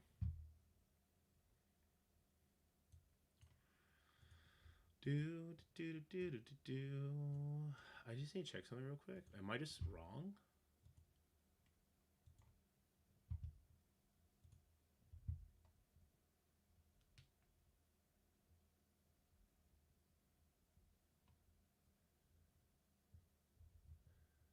No, I'm not wrong. I'm just on the wrong website.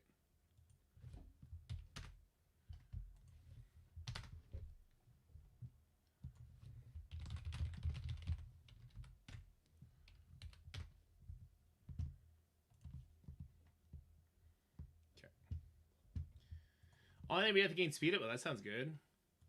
Okay. I kind of want more characters, yeah. Ooh, I don't want these characters, though. I guess Kraken? I've not tried Kraken yet. For what it's worth. I just hope he's not the highest damage for some reason. I need the no exhaust bag. Those Mephistos. Figure. Okay. I'll have to check that out. Check. I'll check it out.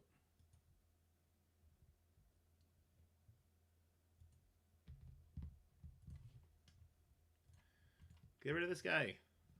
Oh no. I'm going first somehow. I'll take it, but visuals are brutal if they take a turn. Oh, I have speeding ticket on. Wait, he was the last character I had to take out actually. It's fine because this guy's a summon, right? Because this guy's a summon, he's always gonna have energy, and doesn't he do rewinds for every single Sinister 6 character I had? Or they're all Superior 6, so that's even better. I did not get offense up though. On this guy's hit. What?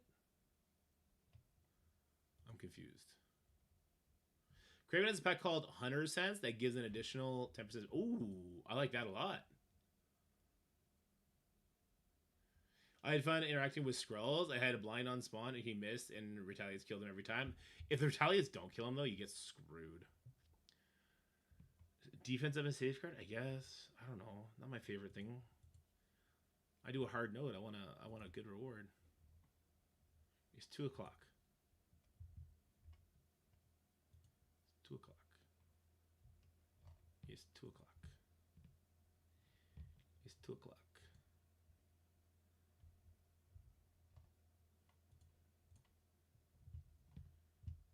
It's 2 o'clock somewhere. Brimstone! Dev interview! Wow, we got a new team coming to the game. Weird. Do they do that every patch? It's crazy. Okay, screw this danger room. This is trash. Boom. Nope. Boom. Nope. Boom. There we go. Is this stretched right now? I don't want it to be stretched. I want it to fit beautifully. Okay. All right. We're going to watch this together. I'll obviously do a react to it while we're going. It should be super fun. Let me do a volume test on it. How's that? Too loud? Too quiet? Not a raid team. Nope, not a raid team. All right. Here we go. How long is it? Oh, I can make a full react video to it before I go get the kids. Thank you, Pathfinder. I'm sad it's not going to be 400 hours of... What is this? I don't know what that is. I'm sad it's not going to be 400 hours of awesome new information, but I'm happy I get to do a full react to it. All right, 3. Your ears hurt? That's wait. It needs to be louder. Yeah, that was pretty loud, but it might have been the intro. It's always loud in the intro. You guys tell me when to turn it up, okay? All right, here we go. In 3, 2, 1. How's it going, everybody? We have a super fun Strike Spot video for you today. I assume it's super fun. I've not seen it yet. It just came out. This one's going to be about Brimstone. That's going to be the new Mystic team. I believe they're all Mystic anyway.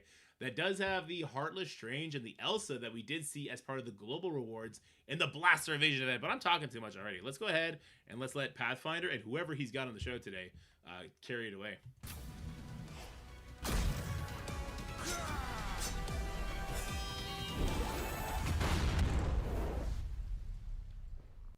Greetings, Commanders, and welcome to another episode of Strike Spot.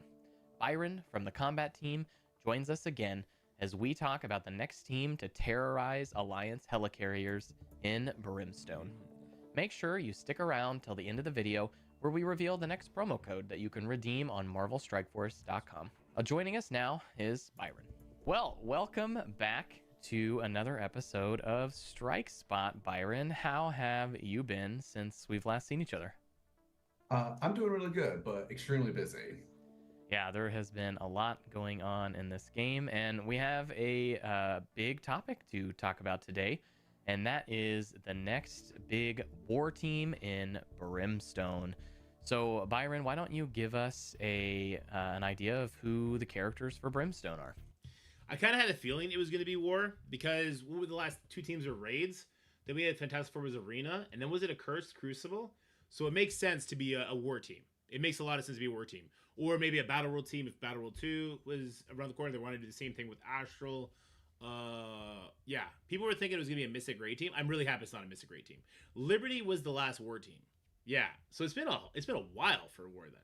Good, so this makes a lot of sense. I'm happy it's War. I want to see with War offense or defense though, because there is a prevailing feeling right now that there is no defense at all in War and everything's offense based, which really I like from me and my alliance. But we're gonna see if Brimstone's gonna flip that on its head, I guess. Sure. So Brimstone includes 3 new characters alongside 2 new reworks. Leading Brimstone is Damien Hellstrom, helped by Hellcat. And then rounding off our new characters is Living Mummy. Okay, let's go back there just to look at this. This is way different than people thought. People thought Midnight Suns. People were thinking it was going to be a Ghost Rider, Werewolf by Night, that sort of thing. Instead, we're getting Damien Hellstorm, Hellcat. I do not know who Hellcat is. Living Mummy, of course, the Mummy. Damien Hellstorm. God, who is he the son of? Is he the son of Mephisto, brother of Satana? He's a big deal. Damien Hellstorm's a big deal. That's a lot of strikers. That is a lot of strikers. Ooh, maybe that'll give us insight what's going to happen here. This, I think, is pretty cool. Here's what I will say. Elsa is such a gratifying character when you use her ultimate. And you get, like, offense up, and it takes away death proofs and just this crazy amount of damage. And then Strange Heartless is one of the scariest characters ever because you know that if he reaches his ultimate, you're gone. So I really actually think both of these reworks bring super, super cool things to the team. And whatever the next character, like, it's going to be pretty cool. We'll let them talk. Maybe they're going to give us some good ideas. Our new characters is Living Mummy. And for our reworks, we have Strange Heartless and then Elsa Bloodstone as our reworks. Okay, so very much leaning into kind of the spooky Halloween type vibes with this team. Excited for these new characters. We'll hear about them here in a second, but let's start with the reworks. Why don't we start with Elsa? Elsa being one of the oldest characters on this team. How is she getting reworked? So she's receiving a big stat update mostly, and in her base kit, she'll be including Brimstone for a lot of her abilities, specifically on her ultimate, where she does bonus damage per specific kind of ally. Brimstone has been added to that list. So when she's with her full Brimstone team, alongside her bonus stats or stat update, she's going to be dealing a lot of damage on her ultimate. I could be mistaken, but doesn't Elsa also have like a hood-like basic ability where she hits like 8 times or something like that? And her special will hit the primary target and the weakest enemy as well. It may be slow, but we're gonna see what else the kits bring for the new characters. You gotta remember that. It hits 6 times. Okay, so that's a perfect way to chew through like deflex and death proofs. So she's great at killing a character like, Reed Richards. If he's, low life and he's got those 4 death proofs, she just chews through them. So that's kind of interesting. All right. Can you tell us about Dr. Strange Heartless? So Strange has received a similar treatment to Elsa, where he's received the big stat update and then added Brimstone to his list for his character abilities, his already working character abilities. So he includes Brimstone on the list. So this includes, his barrier mechanics. So he provides some survivability to Brimstone. He's still the same time bomb he's always been, but he has some special synergy with Damien Hellstrom to make his time bomb easier to go off. Ooh. Okay, and is that like a extra energy to make him do that ability earlier? What are we looking at for that? In case they don't go over it, just remember Strange's ultimate increases damage based on his buffs and the enemy's. I think his buffs and debuffs and the enemy's buffs and debuffs. I think it's like across the board.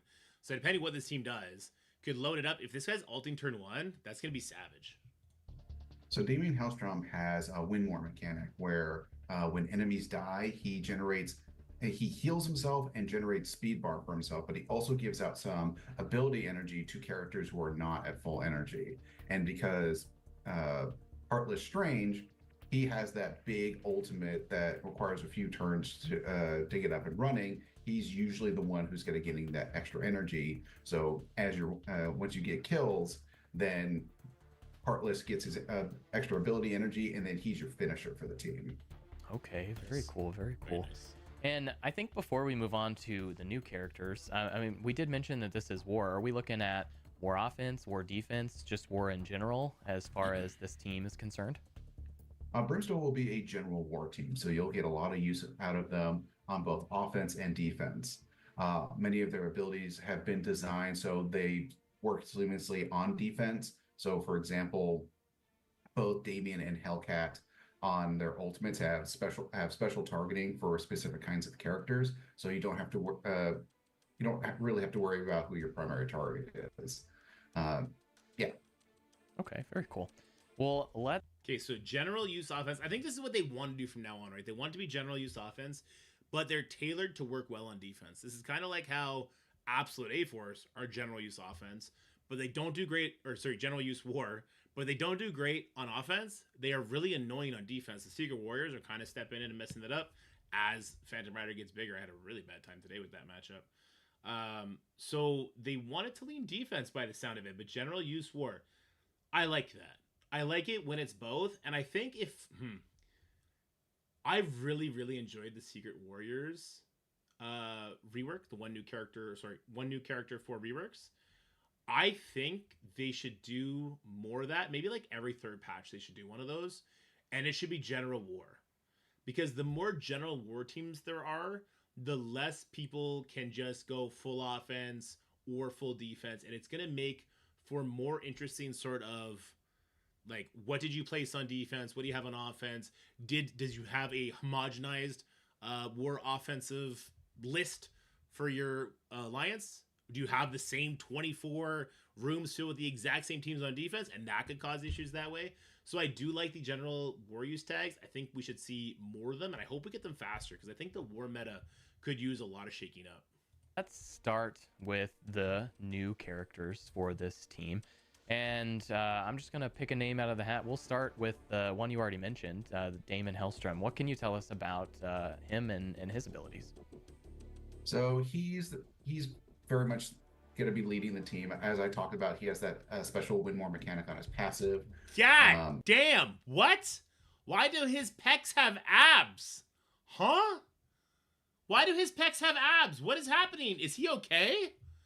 1, 2, 3, 4, 5, 6, 7, 8, 9, 10, 11, 12, 13, 14? Why do his pecs go that high? Are his nipples underneath this collar? What is happening? What is going on? His abs have abs? His pecs have abs? Maybe his biceps have abs? What's going on? Oh my gosh. All right, let's keep getting so crazy. What? But the other thing he brings to the table is both his special and his ultimate are both all attacks, which isn't something we do very often. He on his ultimate is special because it has a new. I have to rewind it. I'm sorry. The abs threw me off. I gotta listen to this again. Special win more mechanic on his passive. But the other thing he brings to the table is both his special and his ultimate are both all attacks, which isn't something we do very often. He on his ultimate is special because it has a new mechanic where it has an extra effect if he is the first character taking a turn in a match. If a character goes before him, he doesn't get this extra effect. If a character goes before him, he doesn't get. I want to see the damage it just did. Taking a turn in a match. First of all, animation department killed it. That's great. They've been doing some really cool stuff, like the Blastar's ultimate. Now his ultimate looks great. This hit for 7 million. All right, cool. On a crit. All right, but it hits everybody. Character goes before him, he doesn't get this extra effect. The effect Okay. is yes. So the extra effect is if he's going first, then when he uses his ultimate, he reduces all positive procs on the enemy team by 2. And how will he be going first? Is he just a very fast character? Does he get speed bar? How does that work? I assume he should go first most of the time. Yeah, so so there's 2 reasons he would go first. First is he's actually a very fast character, coming in at 134. Not our fastest character, but up there. What?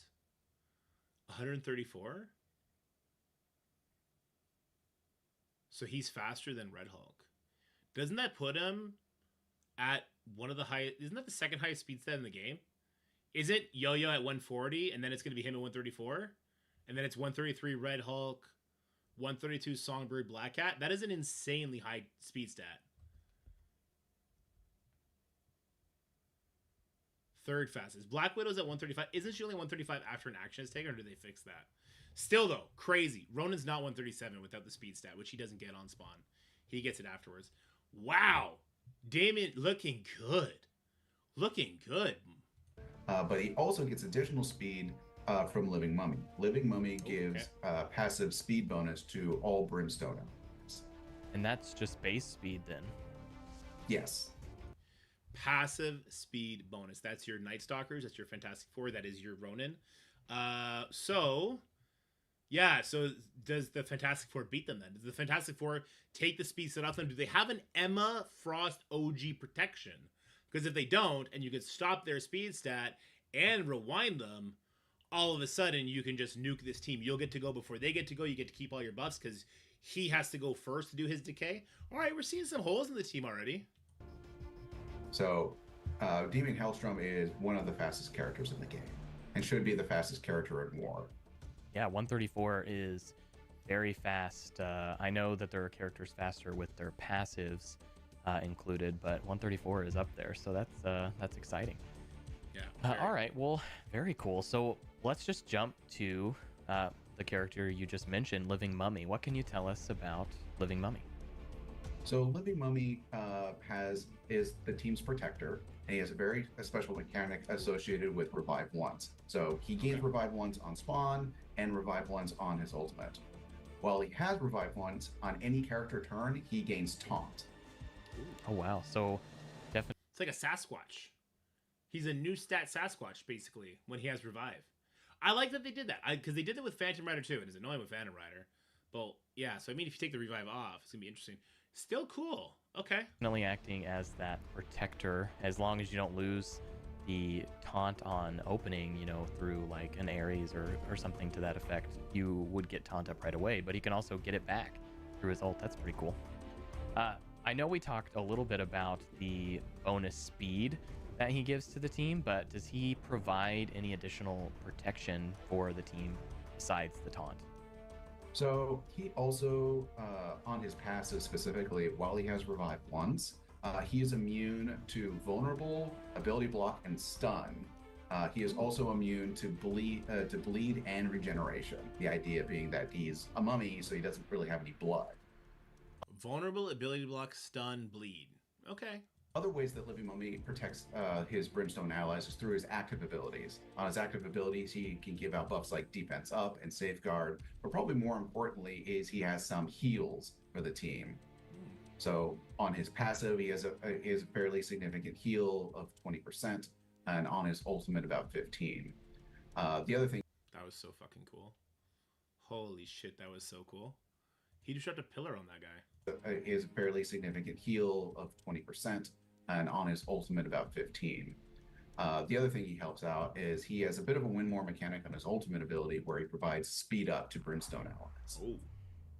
Before we move on, make sure to hit that like button and subscribe if you're new to the channel so you don't miss any of the latest news and updates on Marvel Strike Force. Don't tell me what to do. And while you're at it, head to the link in the description to join our Discord and our Facebook community. What are you most excited for with the Brimstone team, and where are you most excited to use? So he gave speed up when Namor was killed. He said he gave speed up on special, right? That's what he just said. Alt reduce his revive. Special gives speed up. So I mean, the fact that Namor died may not have been relevant to them getting speed up. them in Alliance War? Be sure to let us know down in the comments. Now let's jump back to the video. So let's talk about Hellcat. What is Hellcat going to be providing for this team? So Hellcat is a brawler. So she's going to be essentially there helping shut down problematic characters. So again, she's also a pretty fast character. Her boots look so cute. They sorry, I gotta fix up because it doesn't look like claws. Like clearly these are supposed to be claws, but it looks more like she's wearing Uggs that have like a claw design at the top, but it looks like they're made out of like the fluffy stuff Uggs are made out of. I have a wife. Sorry, this is what what I saw out the gate. Her ultimate applies stun on primary, but in the war setting, as long as she's with most of her Brimstone team, she can also help shut down brawlers and blasters. So she stuns all enemy brawlers as well, regardless of what target they are and her on her ultimate ability. She also has a special mechanic where if an enemy is immune to trauma, she applies ability block and blind to them. That doesn't happen very often. In fact, I can really only think of a single character that might be applicable to. But she helps shut them down. She's got a pretty specific shutdown for them as well. And immune to trauma. Is that what you said? Okay. Very interesting. We'll have to let the viewers think about who that might be shutting down, but I know I can think of one off the top of my head right now. What else is Hellcat going to be providing for this team? That was a really cool mechanic on, targeting all brawlers. What else is Hellcat going to be doing? So she has a really interesting passive where if an enemy uses their basic while they have ability block, she'll use a specific level of her special on them after their attack is over. Oh wow, that's a new mechanic, is it not? I don't think any character's done that up to this point. No, not particularly. For how our combat data works is when you unlock her passive, essentially you get a version, like you get to use the level 1 version of her special, and this will be called out in the passive ability description. But once fully upgraded on her passive, she gets to use the level 7 version of her special. And that's applicable even if you haven't fully unlocked her special. Well, this seems like a pretty powerful war team. So let me ask you, Byron, as kind of the designer, what is this team kind of targeted to beat in war? They are meant to be our next best war team on offense and defense. So that means taking out teams like Absolute A-Force and Liberty. This also includes teams that use these kinds of teams that use Odin, Null, Mephisto. So they include counters for most of those characters. All right, very cool. Well, thanks as always for joining us today, Byron. And we will see you on the next episode of Strike Spot. Looking forward to it. Thank you. And that's it for now. Make sure to head over to Marvel. Okay, before he gives us the code, let's talk about this for a second. First of all, so anti-speed stat will stop this. I didn't hear if they have protection from Emma, so you gotta sub somebody. So here's immediately where my head goes, okay? I'm gonna use Emma Frost X against this, along with the OG Emma, probably with like Red Hulk, Shadow King, and Apocalypse, okay? We stop the safeguard. If there's a safeguard on spawn, we get to go before them. We get speed bar. Our Apocalypse goes, he punches somebody, they're permadead, right? Boom, gone, dead. We win. We go first. We don't lose our buffs to Damon anymore, right? You definitely have to sub somebody off to shore up one of those weaknesses. Maybe you got to put Apocalypse with this team. You're not taking Nightcrawler off your Professor X team. You're just not. Because that just opens it up to so many different counters now. So yeah, that is super interesting. Who are we dropping? Probably Elsa. I think the barrier from Doctor Strange Heartless would make you want to drop Elsa, I suppose. Because Elsa is going to just be raw damage. She's probably going to be really good raw damage, but she's just going to be raw damage. So yeah, probably dropping Elsa, keeping Strange. Because Strange has the barrier, turn meter rewind on his special, the devastating ultimate. He's probably going to be giving them crit chance, because that's what he did to Darkhold, right? Crit chance or crit damage, one or the other. But we'll see how that goes. They said this team is going to be the next best general team. So like Mercs. Mercs was like amazing, right? Liberty was not good on defense. Absolute A-Force was not good on offense. If this hits the mark, this will feel like the next Mercs team, where they were just the best in offense and defense. So that's kind of interesting. I mean, Mercs also had that glaring weakness against Mephistos and Undying with Zombie Scarlet Witch, mind you. But that Zombie Scarlet Witch came after that, right? So that's super interesting. I think this team looks really fun. And I like that it's going to be a war team. Oh my god, they're both raiding me. I'm going to be getting, I'm going to go get the kids off the bus in about 10 minutes. We're going to finish this video off real quick. Thanks for the raid, Valley. Thanks for the raid, Mobile. MarvelStrikeForce.com/playergift and enter the new code, Fire and Brimstone, which you can see on the screen right now. We'll also have it in the description so you can copy and paste it on the website. And remember, it's MarvelStrikeForce.com/playergift.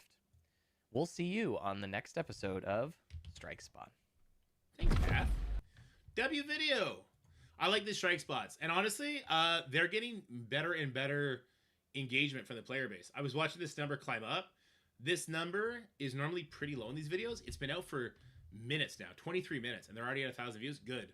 I think the player base is more engaged with Marvel Strike Force than they have been in a long time, which, I mean, the engagement with the Blastar invasion event would maybe indicate differently, but I actually feel like people are more into Marvel Strike Force than they have been in the past. Now, I think there was a space here on accident, yeah. So Fire and Brimstone is going to get us what exactly? Fire and Brimstone is going to get us 1 million gold and 25,000 shop credits. So free stuff is free stuff. We love that. Anyway, thanks Pathfinder for the video. Thank you for all that early information. I assume we're probably going to see some Envoy videos showcasing the entirety of these character kits very quickly. But if I got to give a pulse check on this, I'm most excited for Damon. Yeah. I'm most excited for Damon because of that 134 speed stat. And if he goes first, he's decaying stuff. If he does that on his own, absent his team, he's going to have some pretty crazy plug-and-play use.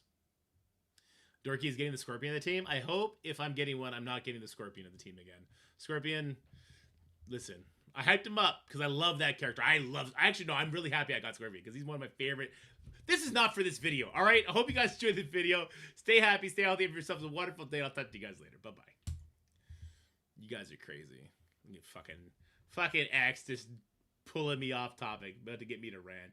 Scorpion's getting danger. Scorpion's one of my favorite Spider-Man villains of all time. I think he was the first action figure I ever had. So I was really happy I got him.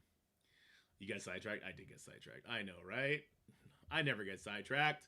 All right, guys. I got to get the kids off the bus in 25 minutes. So I'm gonna raid off, just like everyone just raided off to me. And then I'm going to get this video up because it's a reaction. You want to get it up as quickly as possible. And I will be back. Not tonight. I got to work on a video tonight that I can't work on with you guys, unfortunately. Wonder what that could be, though. Weird timing. Okay, yeah. So let's go ahead and raid off. Who do you guys want to raid off to? That's the bigger question. We got Marvel Strike Force. Bendable. Bendable, of course, is going to be doing his 500-hour Danger Room run. He's already at the 22-hour mark. Is it a chair stream? It's a chair stream again. All right, let's... I like rating Bendable. I hate sending people to a chair stream. I hate sending people to a chair stream, though. I guess go there for drops, right? I mean, I can do my own chair stream. I can just leave, get the kids at the bus, and come right back if you want. Kanik is Spanish. I love Kanik. He's a super cool guy. But yeah. Let's go hang out with Bendable, right? Benny makes other MS streamers look like filthy casuals. I mean, his chair makes us all look like filthy casuals for sure. Go hang out with Bendable. I gotta get the kids off the bus. My chair stream just isn't as entertaining as his is. Because he's got that goddamn OG recliner with the buttons. With the buttons, though? Alright, guys. Thank you so much for coming hanging out. You guys are the best. Hope you guys had fun. Can't wait to see you guys tomorrow. But for now, of course, stay happy, stay healthy. This is wonderful.